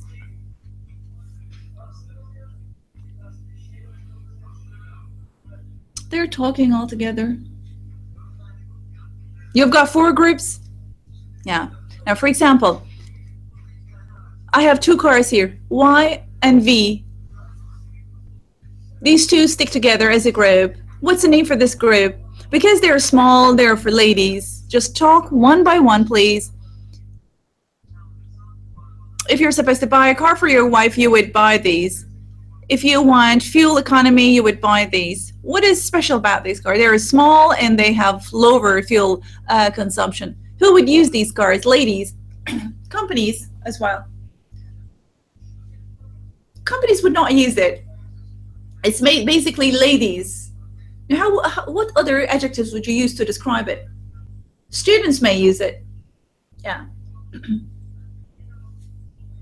People who are just newly learning to drive could drive this. V and Y. We could also include this one into that group. Any other cars to include into this group? Yeah, I've got one in the bundle. I think women should not use such small cars. I wouldn't want. Please talk one by one. And we've got you included in this. Well, that you may stand in that group or in this group that I'm holding. So these are small and they don't pose any parking problem, and to be preferred by ladies or those who are newly starting to drive. You usually would prefer the lowest pack of this, the lowest option of these cars. But you can even buy a gasoline-driven car. You wouldn't go for the diesel because their engine is small anyway. And here you've got the second group, Z, Delta, Alpha, O, Malibu, J, R, I, L, Lima, and S. These cars, in my opinion, are for people who want sporty cars. They may be, and also, they are almost classifiable as luxury. What's the name for this car? These are regular standard cars. These are aspirational cars for us. How would you coin a name for this group? Luxury cars. They're not very luxurious. Well, these are still affordable for families. To put it more correctly, these cars are aspirational for almost everybody. I mean, it's not a big dream for everybody, but it's like a family car for most people. And what are the commonalities of these cars? Their hatches are designed in such a modern way. They're so charming, and the trunk is large enough, and the viewing angle is so large in these cars. They look really nice. This part attracts you. So all of these, you think that this applies to all of them. They're both sporty, they're for family, so it appeals to all the needs you have. Without your family, you would drive for 200 kilometers per hour, and then with your family, you would drive 160. So you can use it for your job as well as your family. So let's call it moderate luxury. Moderate luxury, okay. Who do you think would use this, drive these cars? It's mostly men who would use it, and real estate dealers. So what kind of people? I mean, people, well, these are people who are keen on their comfort without, and they wouldn't want to spend too much of money. So they spend their money on the hatch, I mean, it looks aggressive, and almost all of them are have an aggressive look, a nervous look, and they all look modern, very modern. Okay. In this group, we have Q, new group, X, G, soft G, and Sh.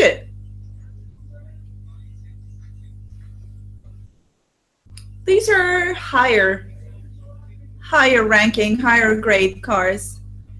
Duster is not luxury anyway. You can buy it for 60,000. But you know what we could do? These are people who would want to drive a higher car. They just want to buy a Civic, but they don't have enough money. That's why they would buy this car. How do you think we could name this group? Higher cars. Yeah, higher cars. Higher in terms of what? Price? I don't know. They just say high. I don't know if it's clearance-wise or price-wise.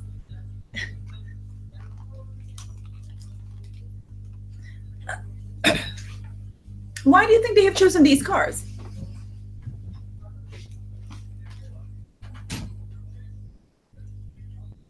They just want to drive a Jeep.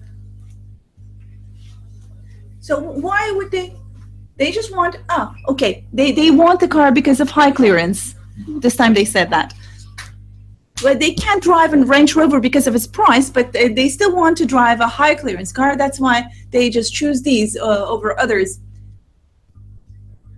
whenever you drive higher clearance cars, you always feel confident.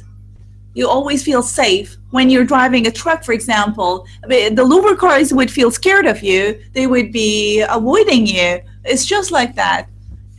Sh, soft G, and X. There are softer cars. In the fourth group, we have T, G, H, F, and K, N, Neptune, B, Bravo, J, and P.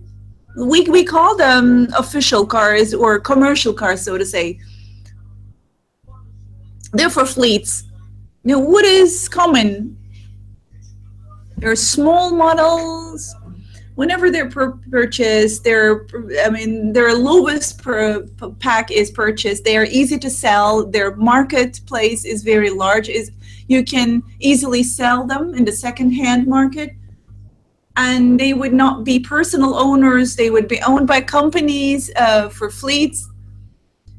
If people buy it for their personal purposes, why do you think they could buy it for their low prices? The prices of these cars are really affordable. But if even when they're sold for higher than 100,000 liras, they are purchased for cars. This is the perception. I mean, we've got this classification of different perceptions. In the last group, for instance, the perception of these cars is company car. That's their label. This is what these are the cars you would see most often on the streets, because 100%, they would be used by rental companies, and companies would buy them as a fleet. Nobody would rent any cars from other groups. But what about your cars? Which of these groups do you think your car is filed into? Which one was that? Mine is here. High clearance.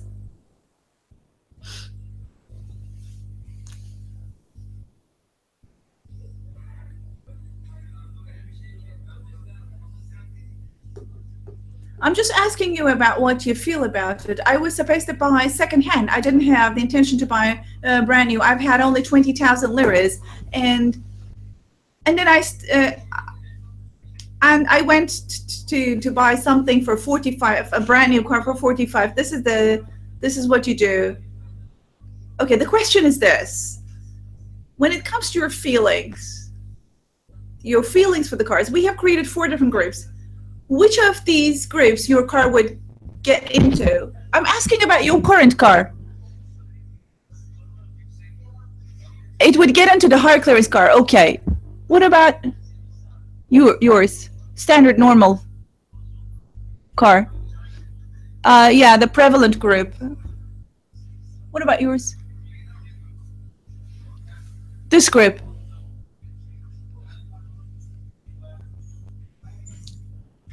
High SUV group. As we said. Sporty cars, family cars.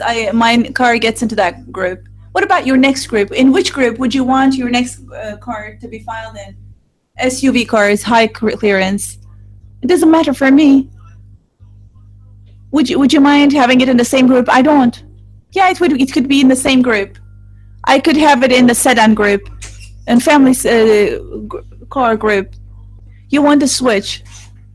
But of course, I just dream about an SUV, but for the moment, I would go for family cars. Yeah, I would go for family cars because I'm currently using SUV, so I'm not intending to use anything like that any longer. You mentioned rebellious look. What makes a car look aggressive? The headlights, the appearance of headlights. Yeah, the stop lights and headlights. And then the design of the bumper and the slanting of the front part. It's always the headlights. and the bumper, as well as the grids at the front.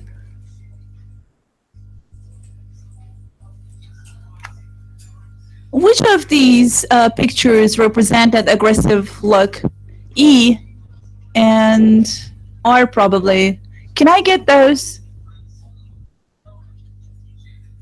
In I. Yes, you've got that look in I.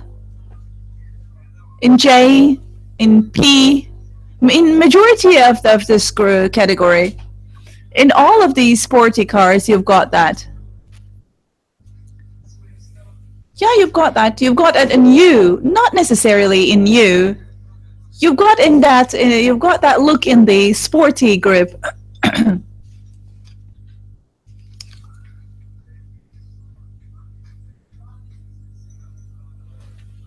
You also talked about trust or confidence. What do you really mean by that? I don't like, high clearance cars because it doesn't feel very safe when you're taking sharp turns. That's my personal view. So once you sit on a car, you can feel it. ABS is important. ASC is important, as well as suspension systems of the car. Which group of cars would offer you the best safety? There are the technical specs, safety specs of a car, as well as the safety of the hatch. Like Fiat, it doesn't really give you a safety feeling because of their tires being small. Even before getting into the car, you feel that it wouldn't feel that safe. But safety is divided into two things. Some people would feel safe only when they drive a high clearance car. Which car in this which of these would give you the best feeling of safety? That's X, yeah. It gives you that highness, comfortability. You've got everything in that car, whatever you're looking for. That has to do with the brand. So,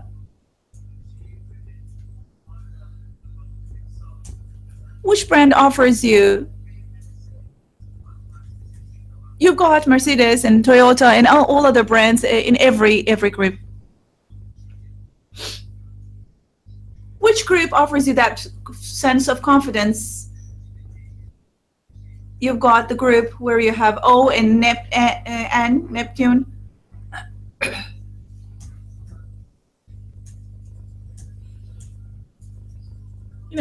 These are cars that you cannot drive very fast or very slow, and they're low clearance cars. And new technology cars are getting closer to the ground as you drive them faster. They get closer to the ground. So that's why I feel totally safe with them. What about technology? They all are technological, I'm sure. But which group is closer to being technological? Which one? That's the group where you have R and L and Z.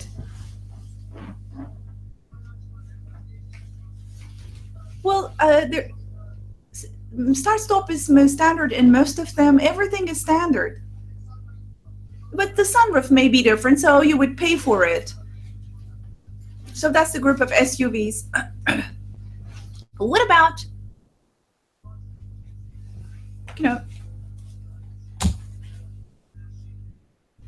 you made reference to hatchbacks and sedans. When I say SUV, what comes up to your mind? It's a Jeep. Are we talking about SUV model? Yes.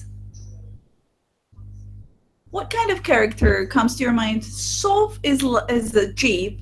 It's neither a Jeep nor a sedan. It's a mixture of sedan, hatchback, and Jeep. It's neither of them. What about the character? How would you describe the character? Because it's high clearance car. Even when you drive into a forest, you can drive easily, very comfortably. You wouldn't worry about bumping into anything. So you can easily drive it in village roads. It's low clearance, so it is more robust and safe in terms of driving. But SUV always stands out in the city, so it asserts itself, certainly. And like, even the worst case is Dacia, but you would even feel scared of Dacia on the road. You would try to avoid it. And everybody would have some interest in Jeeps. Especially, we have had BMW has had X5 back then, as well as Range Rover. And the Jeeps of Jeep brand were sold, but not everybody could drive it. But you know what has happened? Car companies tried, I mean, they had to meet expectations, also because they tried to get into the market to assert themselves. They just created Jeep style of SUV models. He said something very good.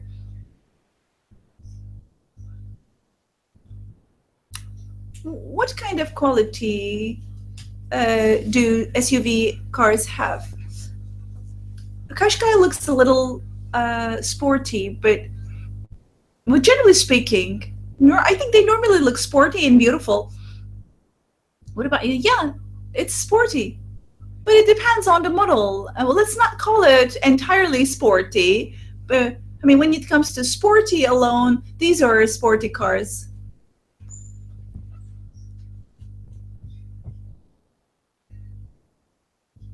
Who would prefer SUVs? Ladies. I usually see ladies with SUVs. Why? I think it's safer. They feel safe with that. That's why they use it. Youngsters would not use SUVs because it's not intended for them. Because you can't drive them fast. Well, yes, you can. Well, it just depends. You know, a manager of a company may use it. Okay. Ladies do prefer SUV. Why? Because it's a high clearance car.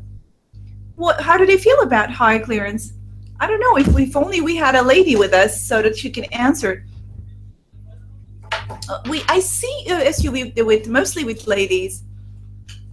Indeed, it's not a Jeep, but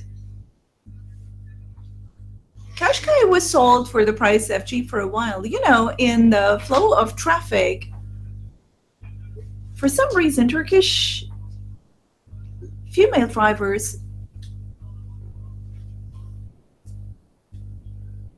there are some reactions about how they drive, and people may harass them, people may abuse them, and that's how they can get away from these I mean, this kind of abusive behaviors.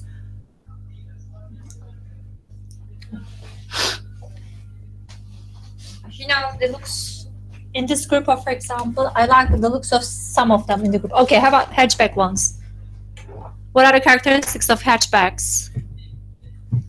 Sporty, they look sporty first of all, yes. Some of them are normal, some of them are more sporty. Of course, there could be, you know, variances, differences among models, but how are they normally? But he said something very nice about, he said something, a special word. Hatchbacks are, what did he say? How can I describe hatchbacks? Okay, you can tell me about hatchbacks.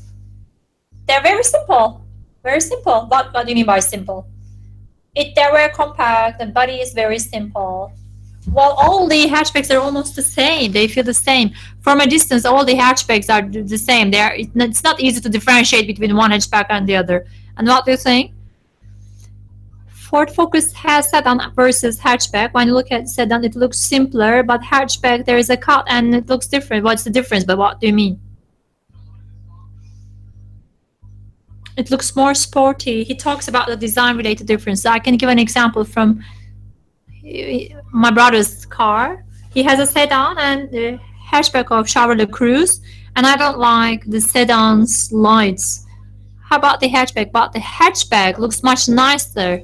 It's more handsome. That's what we call hatchbacks. Are always more handsome. Yeah, hatchbacks are more sporty, of course, in looks. And sedans and hatchbacks, but you know, sedans would be family cars, and hatchbacks would be the young people's car. Who would drive hatchbacks? Young people and females would drive hatchbacks, if you ask me. He's laughing. And sedans, you know, let's say the family person, a father would go for a sedan. It's the family guy. So why do you believe? Because sedan is long, it's big, so the family guy, the family father, would be the best fit for such a car. Yeah, normally, let's say you go somewhere, and when you have hatchback, sometimes it's difficult to, you know, close the tailgate. When you drive with a hatchback, when you see a 50-year-old guy in hatchback, normally you think that it doesn't belong to him. You think that it belongs to his son. But if you see a 50-year-old guy, most of the time you think that he would normally drive a sedan. Okay, what are the characteristics of sedan cars? You said it's long, it's the family guy car, it's a family car. What else?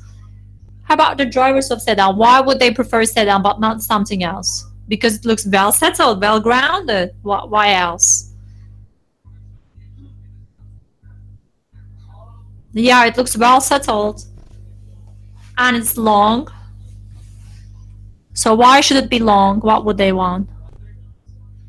Because it has a good trunk capacity. You know, Turkish people have certain thinking. They go on picnic, and with hatchback, for example, it's difficult to go to the village with hometown. Most of the pickups, I think people have started to prefer pickups and SUVs because there are large families. Okay, now there are some more visuals, photos for you. And here, I'll show you some exterior designs.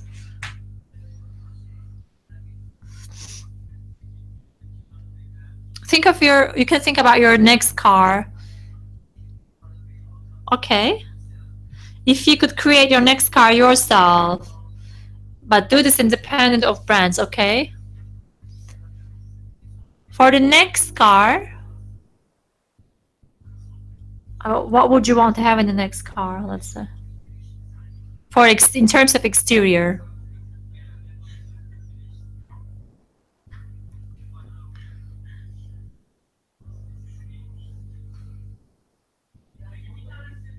Should I choose just one? No, you can choose more than one. But do this as a group, okay? For the next one. This is high clearance. Let's do it this way. We can mix and match. Can we choose one body and some rims from others? Yeah, we can choose whichever rims you want.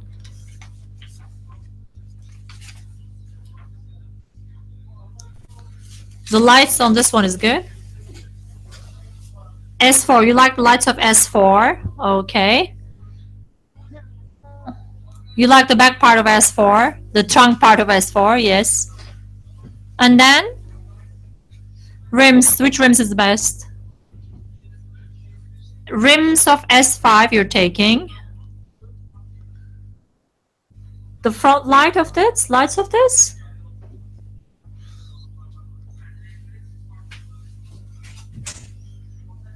Let's do this jointly as a group.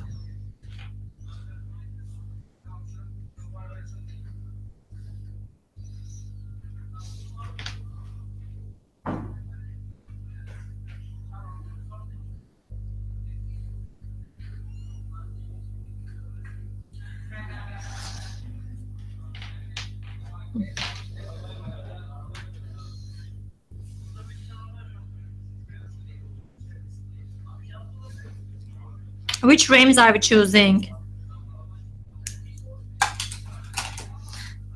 That's not nice.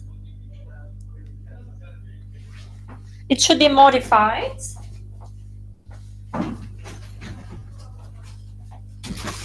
Okay, let's write them down. You want the rims of S5, lights of S6.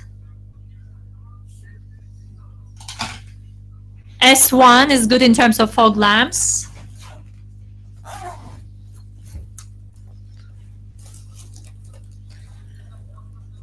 Inside design, they're still looking, by the way. Side design is better in S4.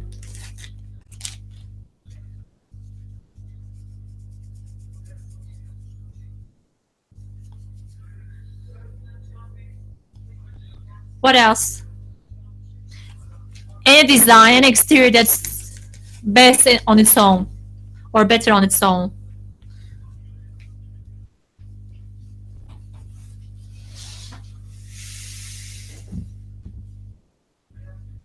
I think they S5 or X6 mostly. I like S4. It's either S4 or S5. You like these two, either of the two. Do I have to choose one? No, you don't need to choose one necessarily.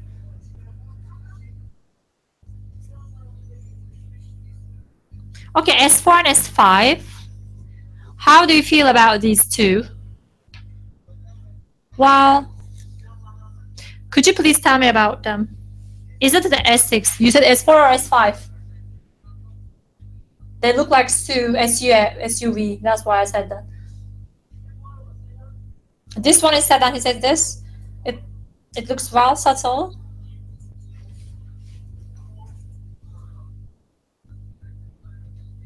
S4. What would you tell me about S4? It looks very sporty. All the lines are very sporty on S4. What's sport on S4? The back part is very sporty. Back lines are sporty. You know, the back part, the cuts at the back. It's not very long at the back. It's actually a sedan one. But it looks like Audi A5. Okay. And it also looks like A7. So I like the back cuts, back design. What else can you tell me about S4? It looks like the cars used by companies, like an official and good-looking car. I'm just trying to answer what you like. You don't need to tell me a brand. What I like is the overall lines, the curves. You know, the lines or the stripes below the windows. It may be a tiny detail, but it really has a very good look on it. And the middle part, isn't it Mercedes S-Series? It doesn't matter. It doesn't have to be a specific brand. The back part, the protrusion around the spotlights or the lights, I already said. But there could be one more air deflected as a modification, but it would be too much. No.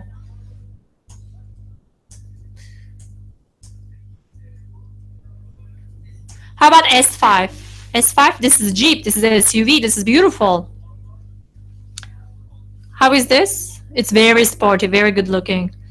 So how it looks, you know, naughty, like a naughty guy, good. It looks like spacecraft. I think this could be off-road, it could go anywhere. Yeah, you can use it, you can drive it for any purposes. This could be sporty, you can use it for other, you can drive it anywhere. Okay. So what gives these feelings? It's high clearance, so it's like off-road. It can go anywhere on any road conditions, and the tires are big, so it's suitable for, you know, off-road conditions, as I said. And the back part is higher up. I like the high clearance. It looks like SUV, like a Jeep. So what's the character then? How is the character? Naughty, like a naughty guy. Okay, it's like young person's car. How about S4? The other one, they say. So this one is more naughty, younger. S5 he means, I guess. The other one could be driven by Prime Minister, and the other young one is a young person, the young driver. Okay. Yeah, celebrities can drive the other one. How about this one? He says this, not to go. Young people, women would drive it. So young people would drive it, okay, but naughty people would drive it. I think women would like it in general. The other one, man would like it.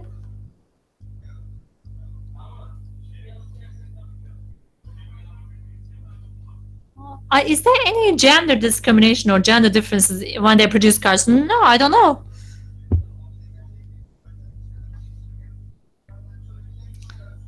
Well, women normally go for SUVs, so the compact ones. What kind of women would drive this? He said this doesn't have the code. I think 90% of women would choose this one and man would go for the other one. Sorry for no coding, they don't say. Okay, how about your next car? What should it look like?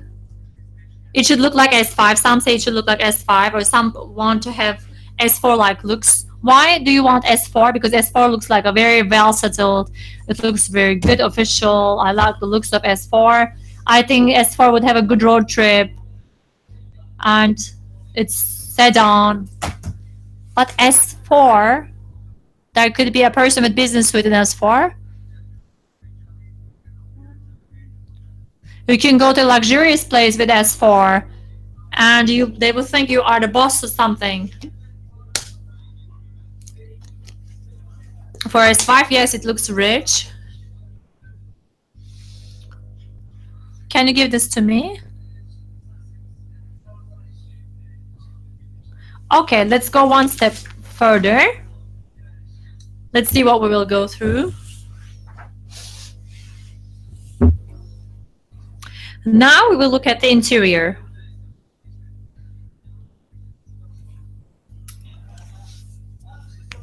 Can I ask you something?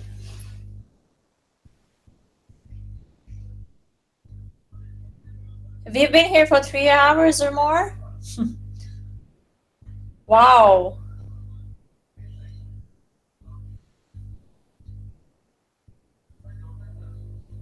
Okay, let's do this as a group.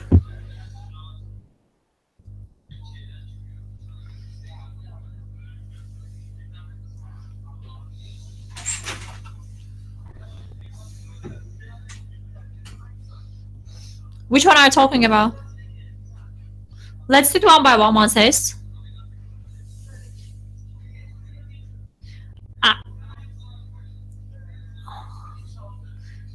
Interior 6, let's not do this now. Just a second, you're speaking at the same time. I really cannot follow if you speak at the same time. So what time is the fit manager? It's about 1:30. This could go for S4, that's disgusting. 11 o'clock from our office. 11 o'clock. Okay. Not from our office. Okay. The other one, what was it? Interior 5 is great. That's spectacular. Why? Like the ghost gauges, dashboard. Both way or just one way? 5 is really full of all the details that we want. So There's no empty space. Probably I won't. And the steering wheel is sporty.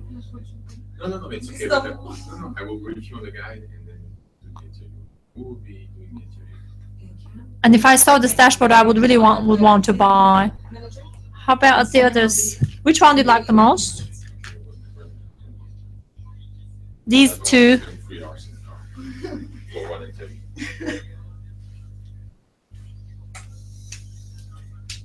Can I give individual answers? But let's do this as a group now. Will not be joined? You will not join. No, because I don't want to spend 3 They're hours. still looking at the interiors. Okay. Because I will arrange our translator for tomorrow. But then- Interior 5? But then I will listen to the interview, to the translation. You want to? Okay.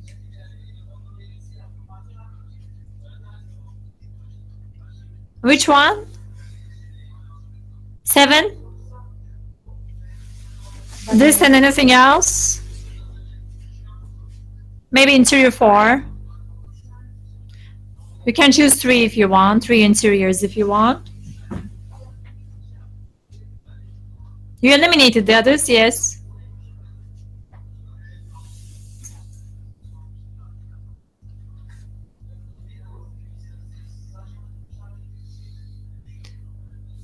Kodları söylemiyorlar. Rica etsek hiçbir şey yok yani şu an. Just a second, please. 8, interior 8. They don't like interior 8. Çok sağ. Interior 8, we don't like it. It's just like space shuttle. Interior 8 is not like car interior, but it's like helicopter or something else. It's not like a car interior. With your codes. I agree. Because I'm always confused. You know, there are two people cars and I don't like it. Yeah, but this is not with your code. This is not your code. In here? This is not the code. Interior 7. Let's start with interior 7. Tell me about interior 7. It's like a well-settled, a good-looking Okay. dashboard of a well-settled car. This dashboard. You can have a private driver, for example. It's as if there was a private driver in the car. Do you have the other ones? That's why you would have such an interior. It looks very classical, but good. It doesn't have to be a private driver, but you feel that you have everything at your disposal in interior 7. You have everything at 7. I will send your. Yeah, I would agree. Yeah, I think it's very suitable for S4. Just a second, one by one. But you know, I'm driving, so I should not be distracted. I think this is too empty. No, I like it. What's the character of this 7? Some like it. Well, it really is good. It has some dignity. It looks well settled. Some of you like it. Okay, I'm asking you. You 3 liked interior 7, and you 2 don't like it. What do you like about interior 7? Tell me about the details. Well, actually, I don't like it. This car. One person I like it, the guy in the middle likes it. You know, this car looks like a serious and good one, and I think that interior would really go well with this one. It looks very convenient. You have everything there. You can control different things at the same time. And you know, the gearbox and around the gearbox, I think all the lines around the gearbox, they look good design. It's aesthetic. Just a second, I'm listening to him now. You know, the door handles and the gray lines around the door handles. These are nice details. And I like the grills. Well designed. Okay, and you, when I look at this, you know what I see? It's like 19 model Ford, but it's the modernized version of the 74 model of Ford. Okay. Okay. Interior 5. How about that? There are some imaginary things. This could be for hatchback. I think this could sell in a hatchback. It's a sporty. It's a sporty and great interior. It's more sporty and to me it's great. What else would you say? Yeah, it looks sporty, and the main reason is that it's very handsome, very attractive.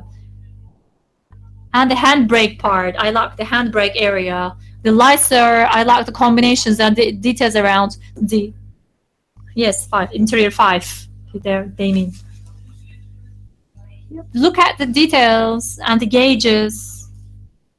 Some of the things are on this side. And I think the passengers, you know, the passenger seat, and there is some other gauge in front of the passenger seat. So I think it's all covered with a dashboard. So I like the placement of the dashboard and details of the dashboard. And you? Wow. The lights. Well, I really suffer from the lights. And there is no light in the glove compartment in my car. I don't like it. When there are no sensors in the car, you know, in my car, it's difficult to find things.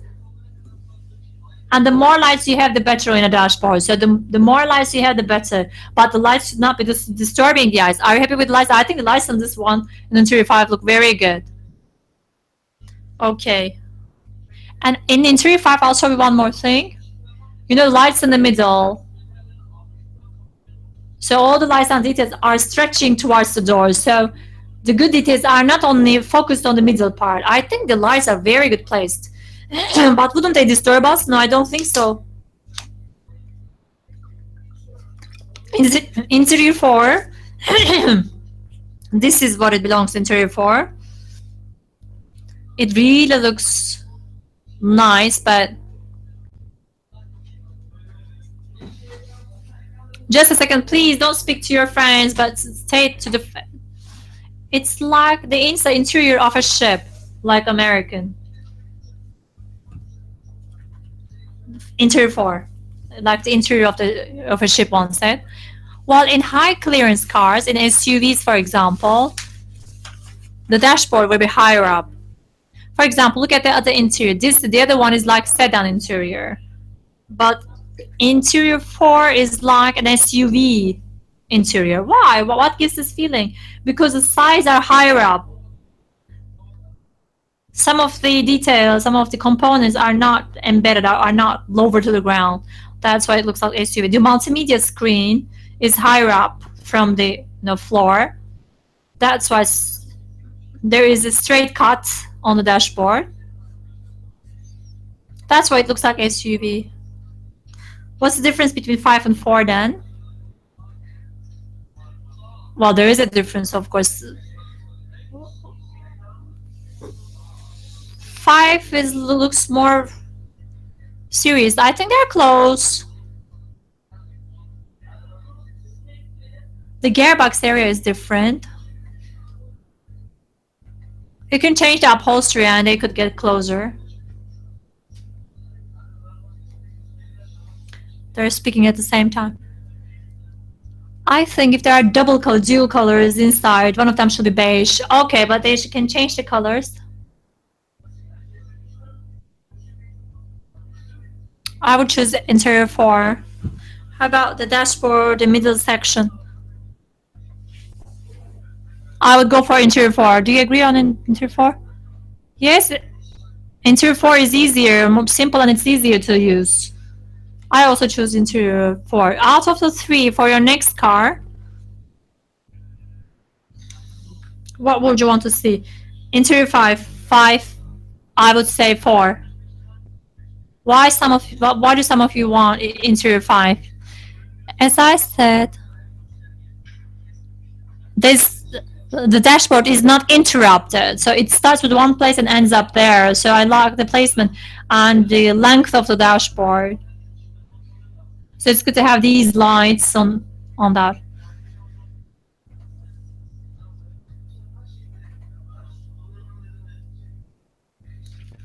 And now we will include the components.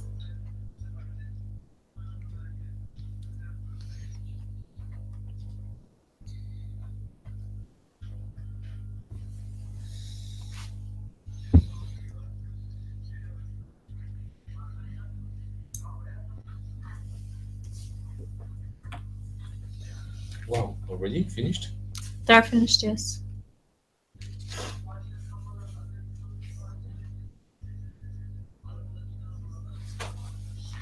Okay, first of all, what are the must features, indispensable ones? Let's set them into 3 groups: must group, must-have groups, and good-to-have group, and never-to-have group. We should not have these groups. This is a must they're discussing.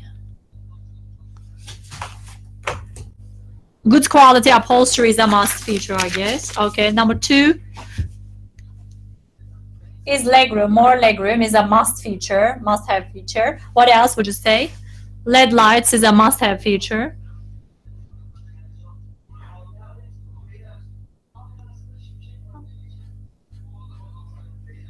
Please, you're speaking at the same time. LED lights is that, and some of them should it be completely covered by LED lights? Should it be like a line? How do you want LED lights to be? I want, for example, it should have LED lights inside, and at the same time there could be some lights. Aynı anda konuşmalar çok kötü. You can compare it with Yeah, there could be a line showing all the LED lights like this. Like Mercedes. No, it's okay, it's okay. In Mercedes, there's this That's what feature. makes good. You know, the way It doesn't have to be entirely LED.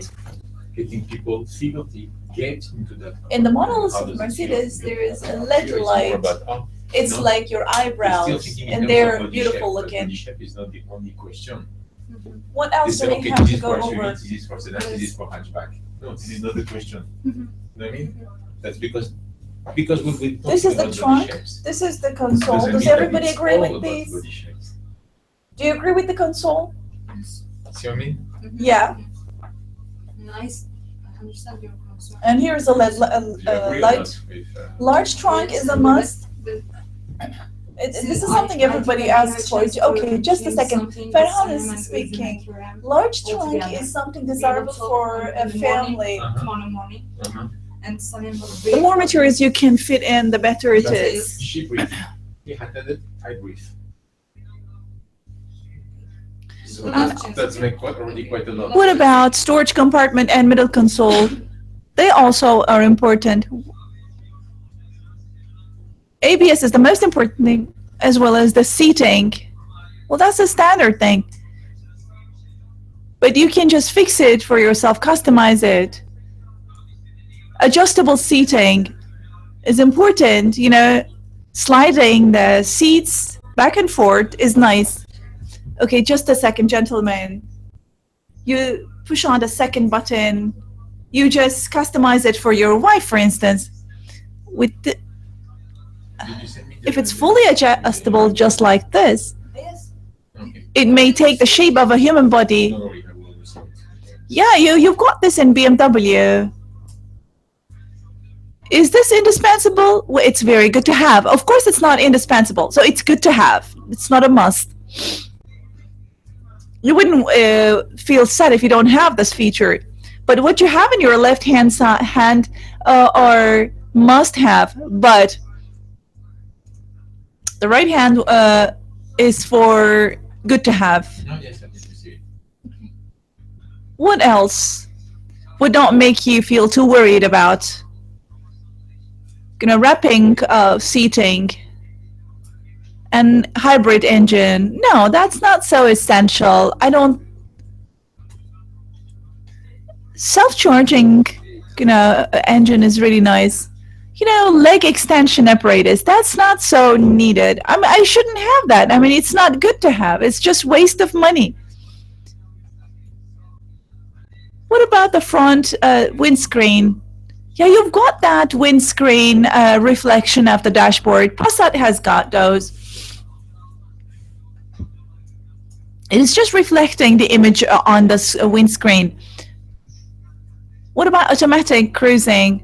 Is it automatic parking? No, automatic driving as well. This surely is a must. But we do not currently have any such system. It would be great to have it. It surely would be among the inevitables, yes.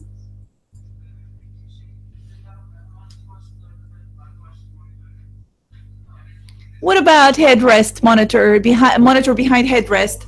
No, that's not a must. I really wonder how much it is used. Well, it's a must for the long distance drives. Nobody uses those monitors. What about hybrid? Well, it's and chargeable. One of them is self-charging. The other one is charged manual charging. Well, manual charging is not a must.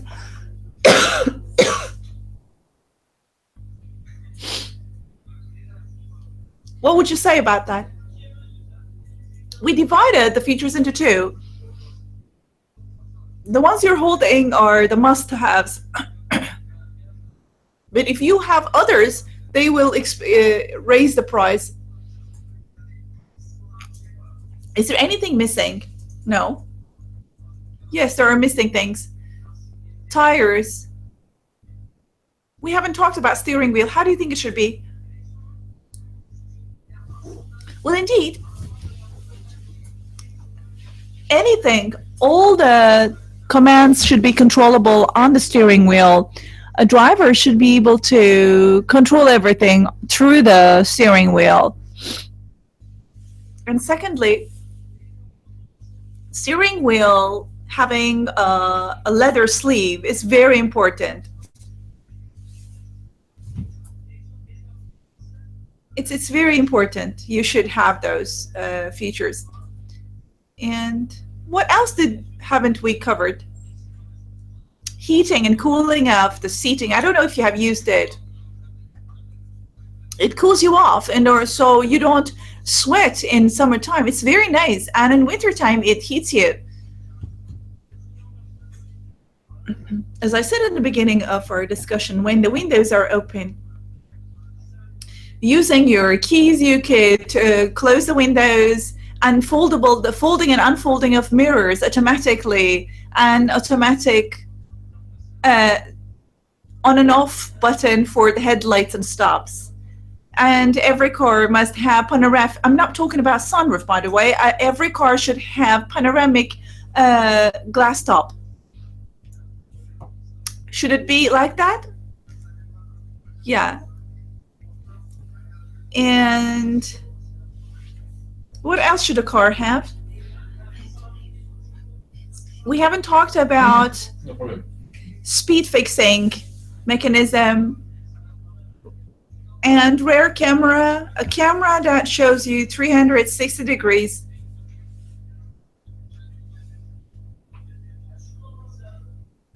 And also, while you're driving, imagine you feel sleepy, you currently have that technology. An eye, a sensor, is constantly following you for your actions so that it warns you when you feel sleepy. When you're driving long distances, your eyes are not getting closed. It is your consciousness that is getting closed. So yeah, but it recognizes your sleepiness. You were saying that. You also use the word quality. What does quality mean? Because it's a relative concept. You buy a car for 80, 90,000 or 100,000 thousand liras, and the steering wheel's coating gets scratched off and peels off after a while. Yeah, that's right. Like it's the same with the gearbox coating. In BMW and Audi, it doesn't get peeled off. Like the leather parts started to get worn out, but Mercedes is using leather too, but they don't really peel off. They don't flake off.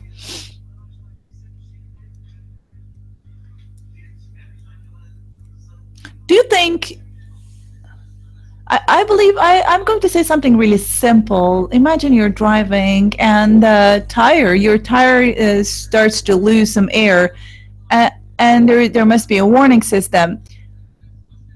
If there's any failure at any part of your car, it should immediately tell you about it as a statement on the screen, because otherwise the mechanic in the workshop cannot diagnose it easily. Imagine if the water of your engine is reduced, it should be written on the screen. So there is a lamp turning on about failure, about breakdown, but you don't know what kind of breakdown it is. What kind of a vehicle is it? Do you think this kind of car would meet all of your expectations in terms of inner and exterior design right from the beginning? What we want as human beings, we want space hatch. All of the cars we have shown you are space hatch, space-like looking, and the inner comfort should be very well equipped, and the console should be fully equipped. Okay, Sarjan, why don't you swap places? We're going to have another exercise, and then we'll start, and we will be finishing. So we're not going to exceed the timing too much, maybe for 5 minutes only.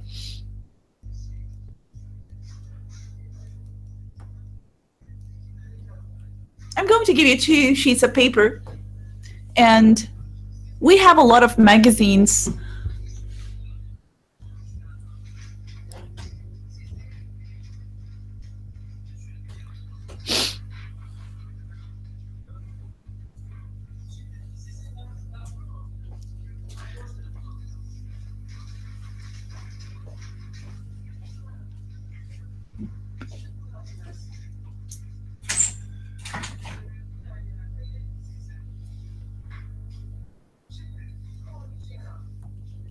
We have created this car. We talked about exterior and interior design and equipment. However, there's one thing we haven't covered: the feelings that this car will be evoking in us, which means the way you feel inside the car. How does it feel to live with that car?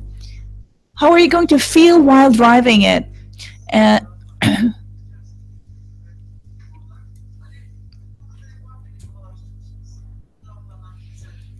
you remember the collages we used to make? Cutting and pasting things like a scrapbook. And if you can, I mean, you can also draw pictures just to represent the way you feel about your car.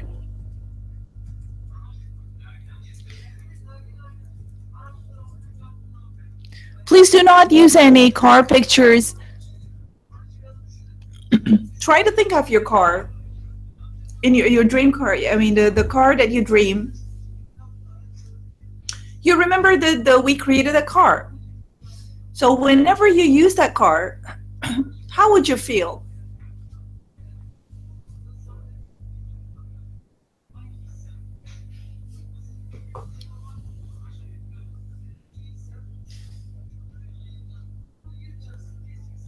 Whenever you take a look at a picture, you have a feeling for it. It is so simple. You're going to cut it out and paste it to represent that feeling.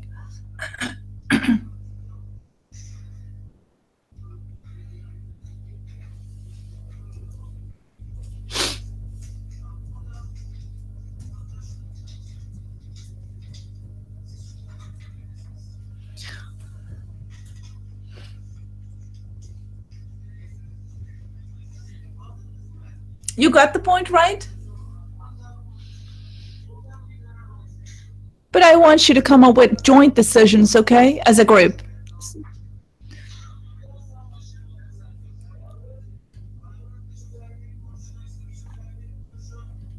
Just talk about inner and outer features of the car and try to focus on how you're going to feel with it.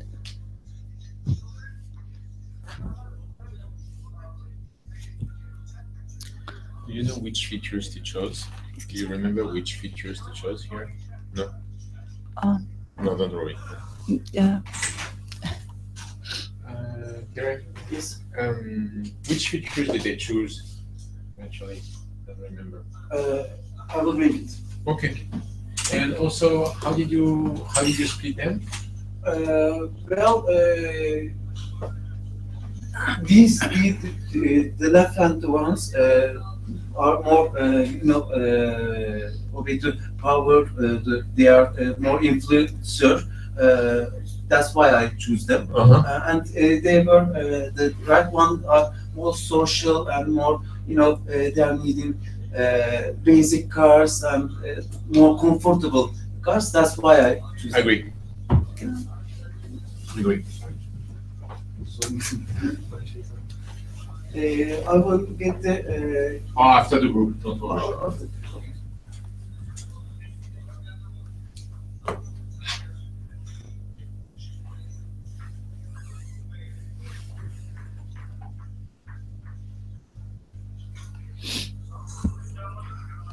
The turn on the right hand side said once that he likes sedan cars. He would use sedan. He may use a sedan in the You mean the future. one with the white shirt? The blue shirt, navy blue shirt. Yeah. The polo. Yeah, the standing one.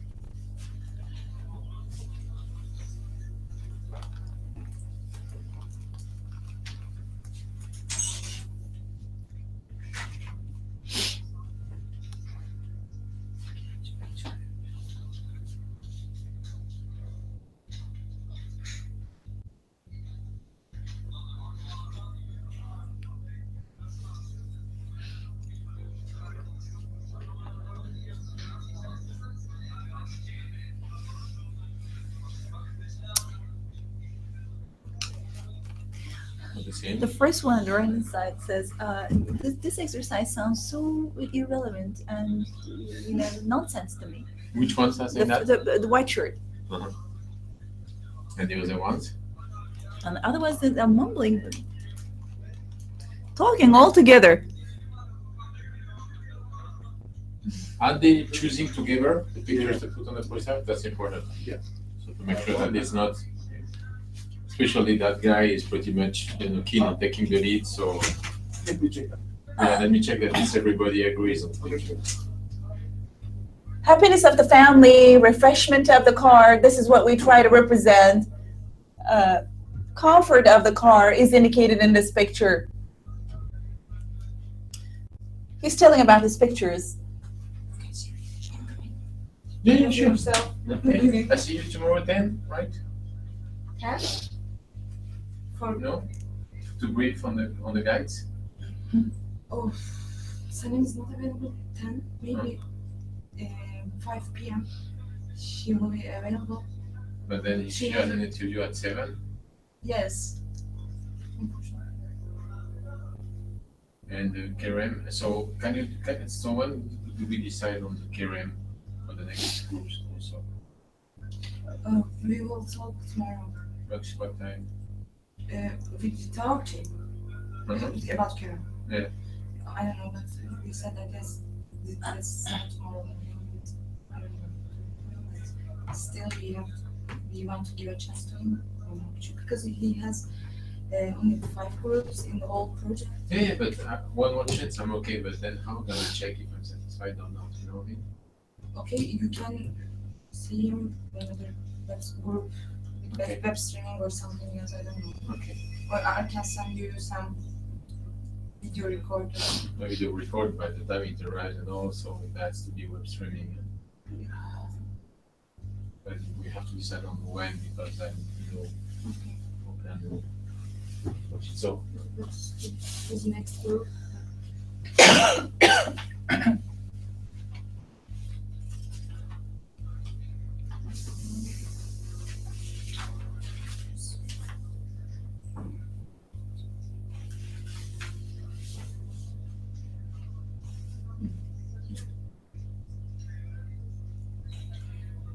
I remember that they have a web streaming group in here, and maybe we can. yeah, but that will be the group that the client will be watching. So I would prefer the client to watch Sanem, but I'd like to check on Tizon as well. Okay. So is it possible to arrange another web streaming then? Yes. I hope so. But just for us, not for the client, and then we decide after the web streaming. When is 24? We're looking for a picture to represent the exterior design of the car. That will be Tuesday. All of the pictures relate to our feelings for the car. I'm asking. Okay. So, can I see you tomorrow? Because we need to decide also on when we receive the report. We are kind of we have agreed, but I just want to double check with you. The next stage is for the end of December, Okay, we can meet all of his at 5 or 5, I cannot do that because the first briefing of Sanem on the guide. What time? 4. What about 4 or Can something I else? arrive anywhere at 10 because then I will be able to walk in your office? Yes. Is that a problem for you? If I No, walk no, somewhere? it's not. It's not. Thank you very much. I have an in-home visit. Quality, freedom, happiness, So I and have to peace. leave at 12. Okay. So at that time, we can talk and Okay. say. And anyway, I need to see his Kerem before his field manager to brief him on the guide. Okay. Okay, sure. So if he has an interview at 12:30, So 10. Now let me give you 5 more minutes and then we'll get done. Just talk with him. Yeah, we couldn't check your WhatsApp, but you have a field manager interview as well. Okay, Mark 12. And Jean-Pierre would like to brief you On the about guide. on the guide. Okay, good. After the group? no, tomorrow morning. Tomorrow, okay. 10? 10, Is okay? 10 is okay. Okay, well, 10:30. Uh, What time you leave? for the interview. Yeah, yeah. 11 o'clock, we will leave 11 o'clock. So maybe 10 is nice. Maybe. Are we going to make telecon or meet? Just meet. I'll come in the office. Okay. By the way, someone told me that we are missing something on the phone, and maybe Jean-Pierre writes something on the email details About what? and about the guide for the in-home visits also for the all moderators. I wrote something about anything there? I Uh, don't Like a briefing session. Just that. Yeah, you can just write all the things that details in your mind. About the to guide? Right, because you know sometimes it makes some communication mistakes because of that communication. You know, on the phone, sometimes we don't understand. But I review everybody face to face. Yes, Yeah. sure. Yeah. But for ethnographic visits and fleet managers, you can write some But that's main why points on the guide in an email. In the email. Just for in case But I want you to- might I'm later. not going to brief every single one of you face to face, then by mail. Mail for just checking something Like for everybody. checkpoints. Yes. Highlights. For Özüm, Yeah. highlights. For Özüm, Sanem and Kerem can check the mail all the time, and there is not lack of communication. Okay, but look, I'm always available to brief everybody face to face. So if I do face to face plus phone plus mail for 3 people, But you know that Özüm cannot be here for fleet managers briefing, okay. and for the ethnos, only Sanem can hear from you, and Kerem also can see the full picture. Yeah, but it's not standard protocol for me to brief everybody separately and then again with the mail. Kapıyı kapatmam lazım. Bilgisayar şey geliyor.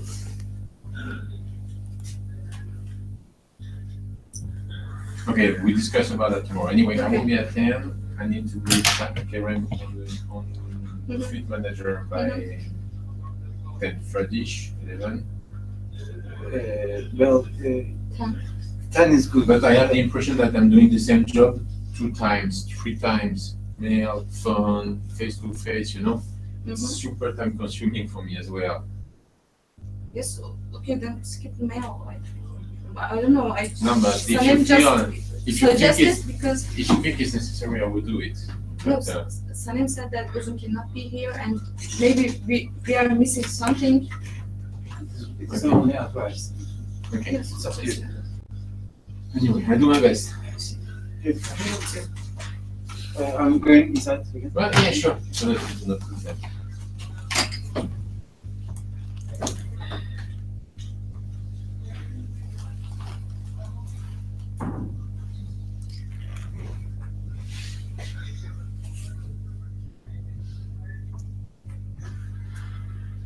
Are you done? Yes. Ours is done too. You are 3 people. Let's start with you. See you later. Tomorrow. Bye-bye. And he should ask them to put also the stimuli on the paper. Just tell me what you have got. Okay, Why don't you okay. come over here and stand up? No, I don't know what I'm briefing. Okay, have a good night.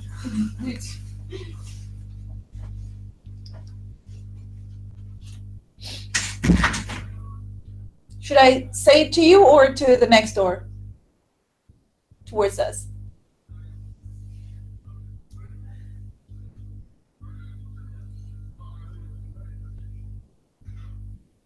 No. And the first picture, excuse me. When you get into the car, you have this feeling with your family. What does that offer you? It offers you comfort. This refreshment. We try to indicate the refreshment due to the spaciousness of the interior.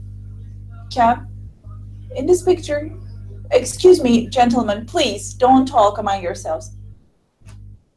This car is not only for the highways, but it's also good for off-road driving.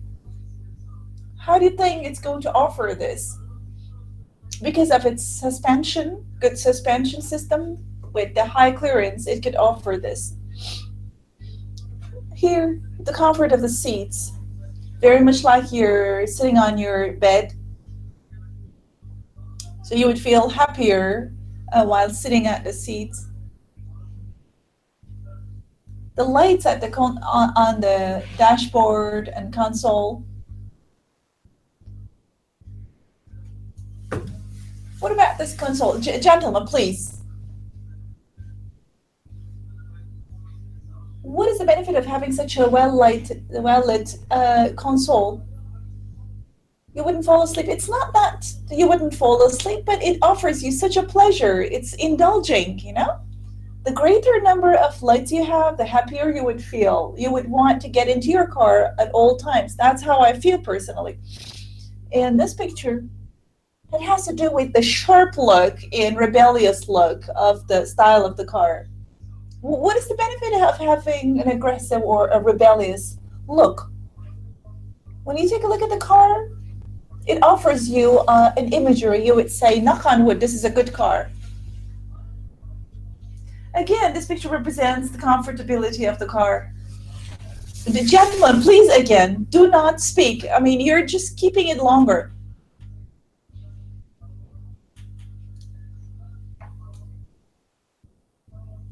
I mean, my car, we have a saying, a very recent terminology. We call it the car is shooting, which means it's very bright, it's very good. People call it a car like a snake. It goes like a snake. Or what makes you say it shoots? I mean, you can't say that for a dirty car, but I'm not. You probably don't refer to its cleanliness. That those thin lines. I mean, the subtle lines and the exterior look, sharp look. The front bumper and the rear bumper and the trunk lid and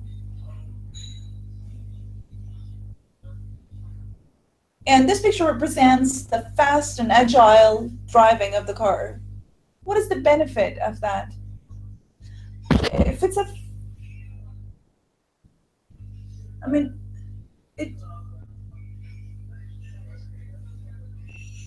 so the positioning of the gear must be so good that it should not be tiring you to use the gear. And as it goes faster, the steering wheel should get heavier. That's how a proper car should be. And the sharpness of the car, these are all represented in this picture. Okay, what about in terms of body type? What kind of a body do you think this car would have? I mean, is it a sedan or is it an SUV or hatchback? For us, it's hatchback. So including interior and exterior design and a feeling, this group says that this car would be a hatchback, yes. What about the engine? Engine would start from 1.6. Okay.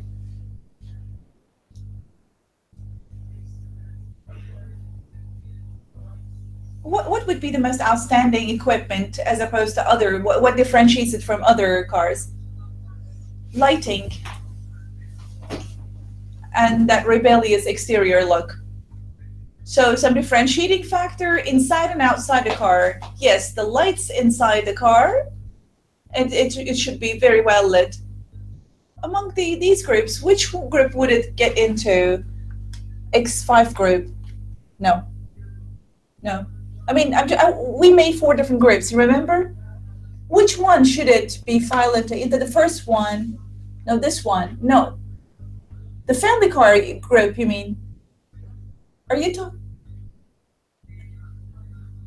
Where we have ON, the group of O and N. Sport and hatchback group. Okay. how would you name this car? I'm coining a nickname, let's say. Red Evil, rebellious boy. Why did you call it Red Evil? Why do you think there is some?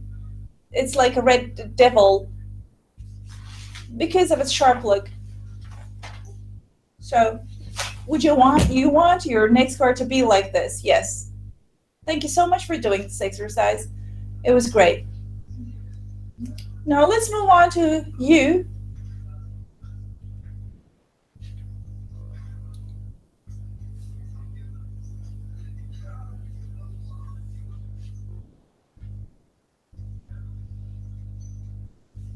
This picture represents happiness. Now, how does the car make you feel happy? I mean, what gives you this happiness? We talked about interior and exterior look, and it's a safe car. What makes it safe? I didn't get your question. Which feature makes it safe? With its aerodynamic look and the body type, but with its butt hatch, and it's a really low clearance car. It will have a heavy hatch. It's going to be longer.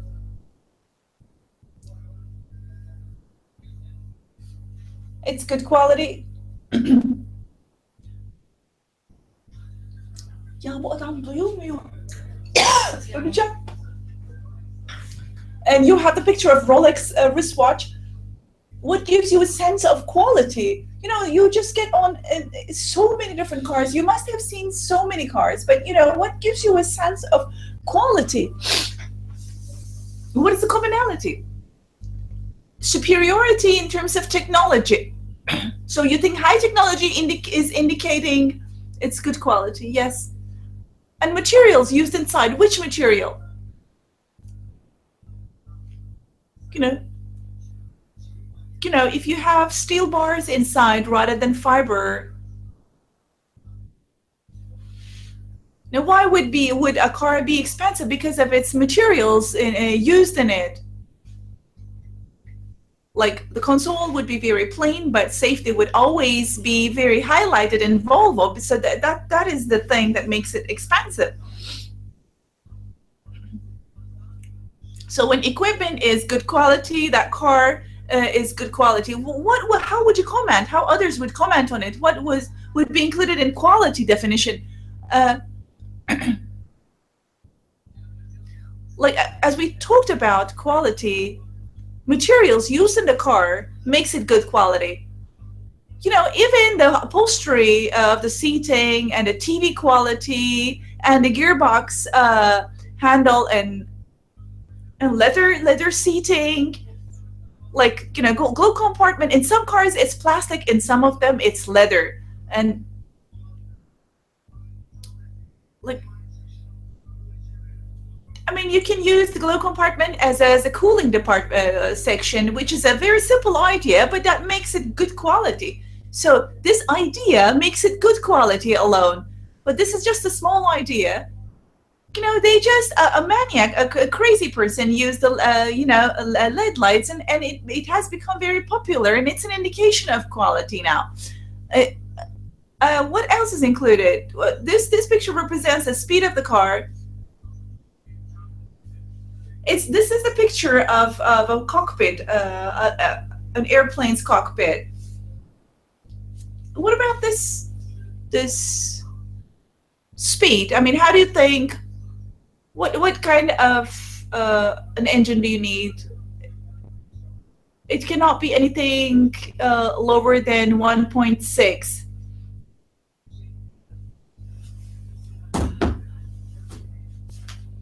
What about your engine? Would it be diesel or hybrid? I mean, I wish it could be gasoline driven, but you know, it would have to be diesel because the gasoline is too expensive. We cannot afford to have a gasoline driven car, but it should be 180 horsepower. Gasoline driven, yeah. What about your car?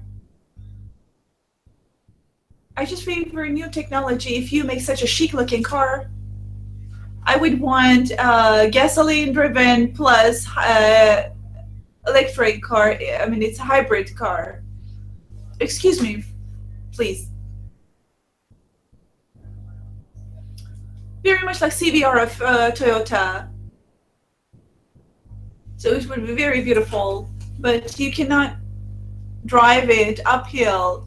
But in the current systems, you can drive. We can prefer electric cars, but the technology of electric engines should be improved. I mean, they're not yet usable because the only problem is the retainment of the battery. There's not yet good technology for the battery. Excuse me, what did you say? In my opinion, as far as I have read, there are few American scientists. They have discovered borium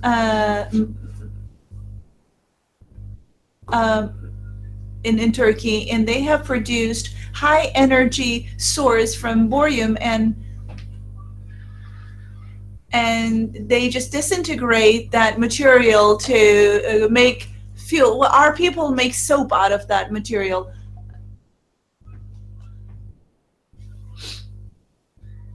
Well, this picture represents love with my car. I don't know how love will take place in car. And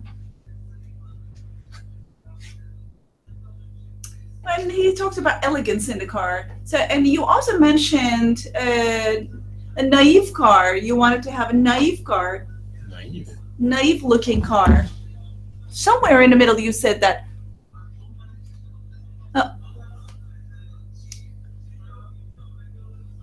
And then they sold it to American people, and he continues his story.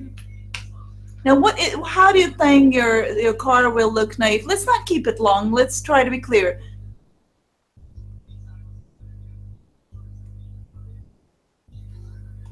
Many people cannot drive whatever they want because they're obliged to drive certain things just because of their imposition of their companies, whatever their company buys them. You should really love your car when you get onto it. Should it be automatic? Yes. What about your car? It could be manual. It should be certainly automatic in our case. I don't like driving automatic transmission because I should be feeling the turns. I should feel the twists and turns and everything. While new transmissions are triptonic. How about triptonic? How about that? What do you think? All automatic transmissions are triptonic. I don't like triptonic cars. You don't? Okay, değil mi? Efendim? Tamam. Bana yazarsınız. Ben geç kalkıyorum çünkü bana yazarsınız bir şey olursa. How does it look? Well, it should have the most robust engine. See you, bye-bye. So what is this? These are the tires. It's rebellious. Should it look rebellious? For example, the other presentation, they really highlighted the rebellious looks. Well, it's not very rebellious, but let's make it rebellious, is laughing. Okay, I agree with you then. Okay, please, come on, please. My friends care more about lights. Well, it should be very robust, durable. And Haydar, I agree with what he says. Would you want to add anything? Would you want to participate? Well, I don't want to say anything else. That's fine. What he says is fine.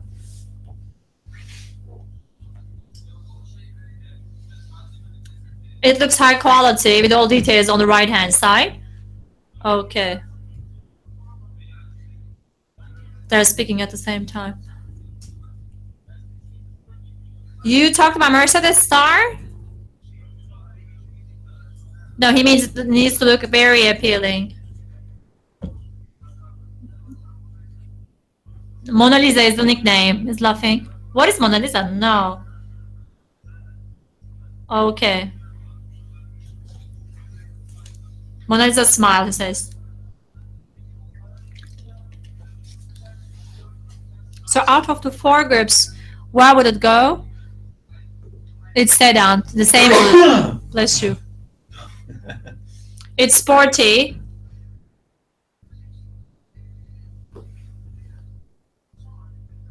And I have final questions, don't worry, we're about to wrap up. Well, this car, we talked about the exterior, the interior, the components, equipment.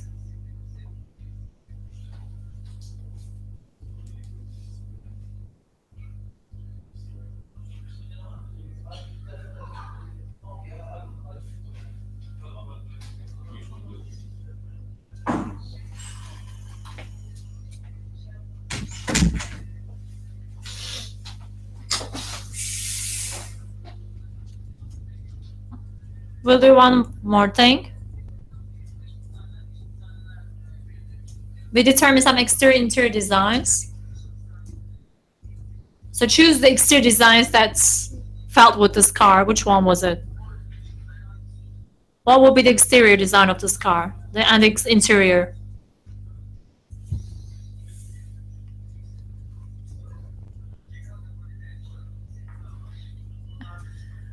There's one more set.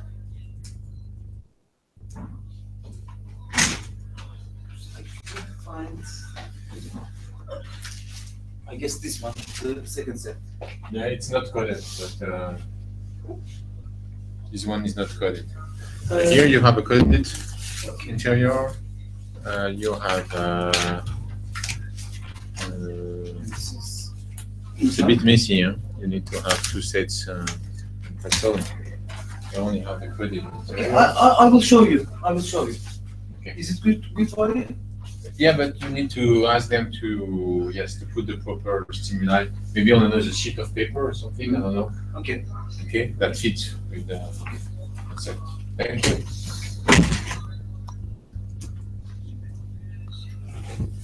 I couldn't find a second set.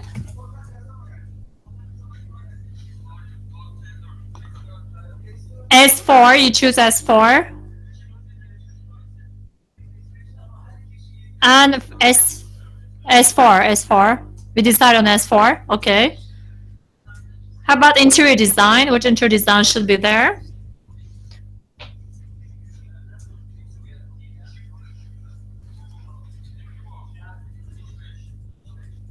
X5.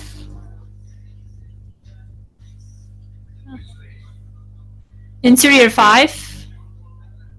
You choose interior 5. This group. Okay, let me stick it.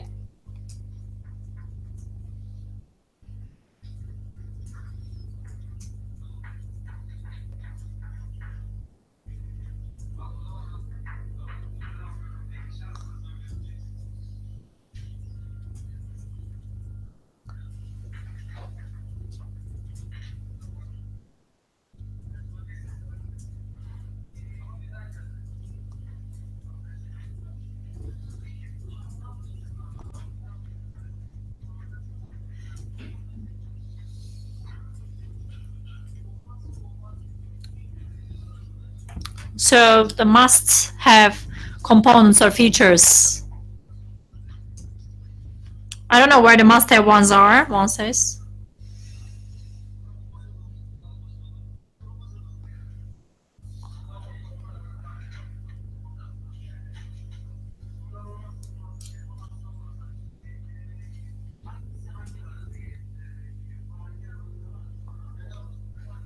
Which one goes to which?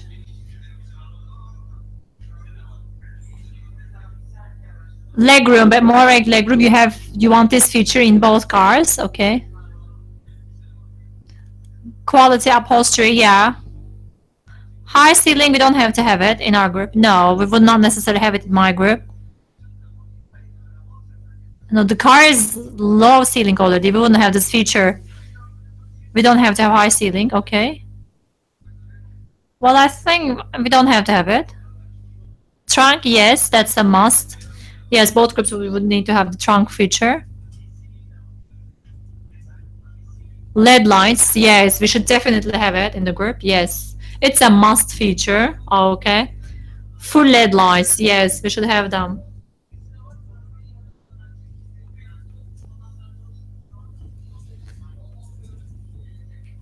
So the robotic looks should be there. Wow. And why do you want it? Red LED lights, complete LED lights. It's important. It's a must feature for us.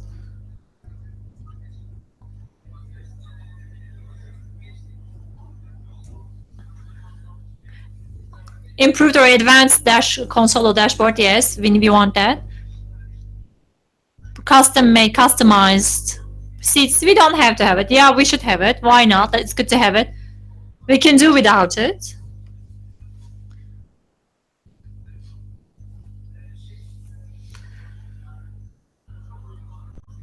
Automatic transmission. They're speaking at the same time.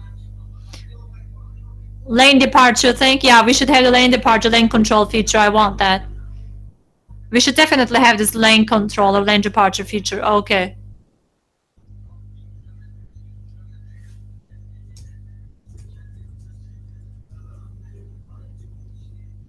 Interior, in exteriors, we have discussed everything. We talked about the trunk and everything. What else is missing? Now the sales, bargaining is left. The brand. We also discussed the brands. We didn't discuss the brands of these cars. Are we going to create another brand? Which brand would launch this? Renault, BMW, Mercedes would launch that. Concept? This car, he said this car. Which one? These designs. The first or the second one? He said this car. I think he means the presentation, I guess. He said this car. Okay. Mercedes could do it as well. I think this would be very classical for BMW.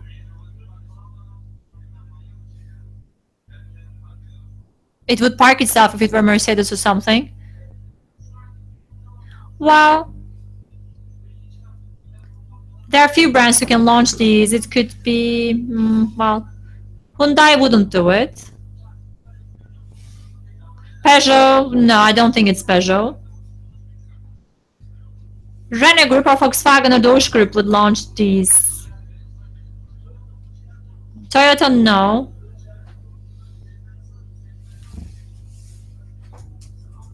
You said Audi, for example. What are the characteristics of Audi? Tell me. First of all, Audi is definitely a high quality brand. And Audi comes with additional components and everything. It has all the dashboard and the speed stabilizer, the console, the lights, the rebellious looks and everything. But what kind of a brand is Audi? Tell me. It's classical. It's a classical brand, high quality brand. Everyone would want to access Audi brand. We talked about length and spaciousness of Audi. Audi has low clearance and nobody is complaining about that. Okay, please tell us. What kind of a brand is Audi? Tell me 3 adjectives about Audi. First of all, it's high quality. What else? Is pompous, rich, flashy. Yeah, it's very flashy, high quality. I think it really looks very rich. Yes, it looks pompous, flamboyant, high quality, rich. And it also has a sporty looks at the same time. High quality, and it's suitable for everyone. What makes Audi Audi? It's quality. Please, one by one, you're speaking at the same time. I haven't heard of anyone complaining about Audi. They haven't talked about, taking it to service or maintenance for problems. It really is very high quality.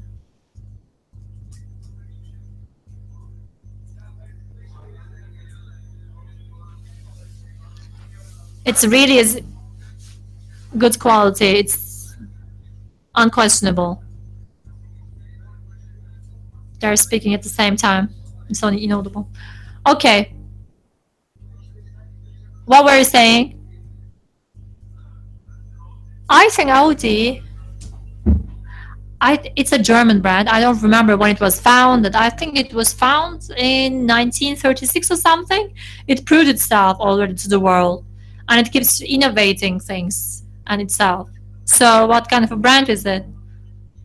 It has been to all the processes and everything, so it's a good brand. Okay. You said Mercedes. How about that? What kind of a brand is it? Mercedes is reliable. There's nothing that supersedes Mercedes. It's the best of all. Yeah. Mercedes produces airplane engines at the same time in the Second World War. You know, I'm telling it. I know. Mercedes was producing airplane engines. It's such a big company that can produce airplane engines. It's a German company, by the way. And these German companies, you know, are very powerful.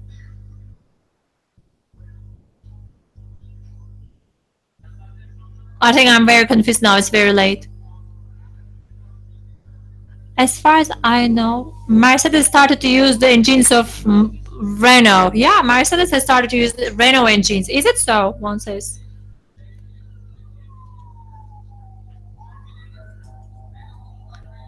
And Renault had already done that.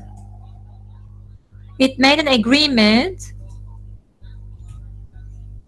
so they received a good discount. So Mercedes, tell me more about Mercedes. What kind of a brand? It's number one. It's extremely rich. It has long-lasting products, very good quality. Could it launch this car? Yes, yes, yes. Okay, Renault, if Renault was launching these, what would you say? Yes, Renault can launch these. Why not? Yes. Please, one by one. Please. And Megane has changed itself a lot. What kind of a change is Megane? You know, when you look at Megane, for example, there is one thing we haven't chosen. So Megane is closer to one of the bodies we have seen. So what do you mean by Megane or Renault? It can do it, yes. Renault can launch it or do it. What do you think? Can Renault launch these cars? All of them, he means? Yes. I have driven Renault. It can park itself, and there is lane departure warning. It has advanced features, but this console, this dashboard is not good in one of them. What's missing in Renault? What are the pros and cons of Renault? I think any brand can launch these cars. What matters is to sell them. Anyone can produce. Yes, of course Renault can produce these, but the point is, can it sell these? That's the question. Yeah, of course it can produce, but how about the price? Can it sell off these? If the price is 200,000, then nobody would buy this at this price. They would prefer Mercedes instead if the price is expensive. Okay. Let's speak one by one. You're all speaking at the same time.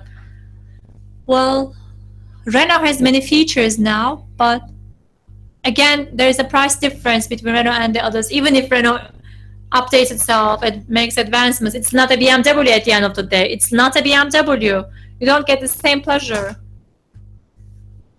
The price should be same as Octavia and Jetta so that people can afford it, because there's a symbol of Renault. It's just like wood block. There's no good feature on it. It's really so bad. It should do it like Toyota. Yes, Renault can do this, can manufacture these, why not? You know, Toyota has sporty models, and so Toyota has a sporty series, and it looks as if it belongs to some higher segment.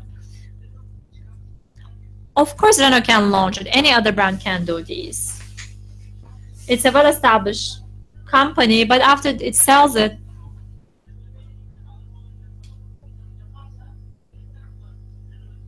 you know, if the price is expensive, people would not prefer Renault but something else.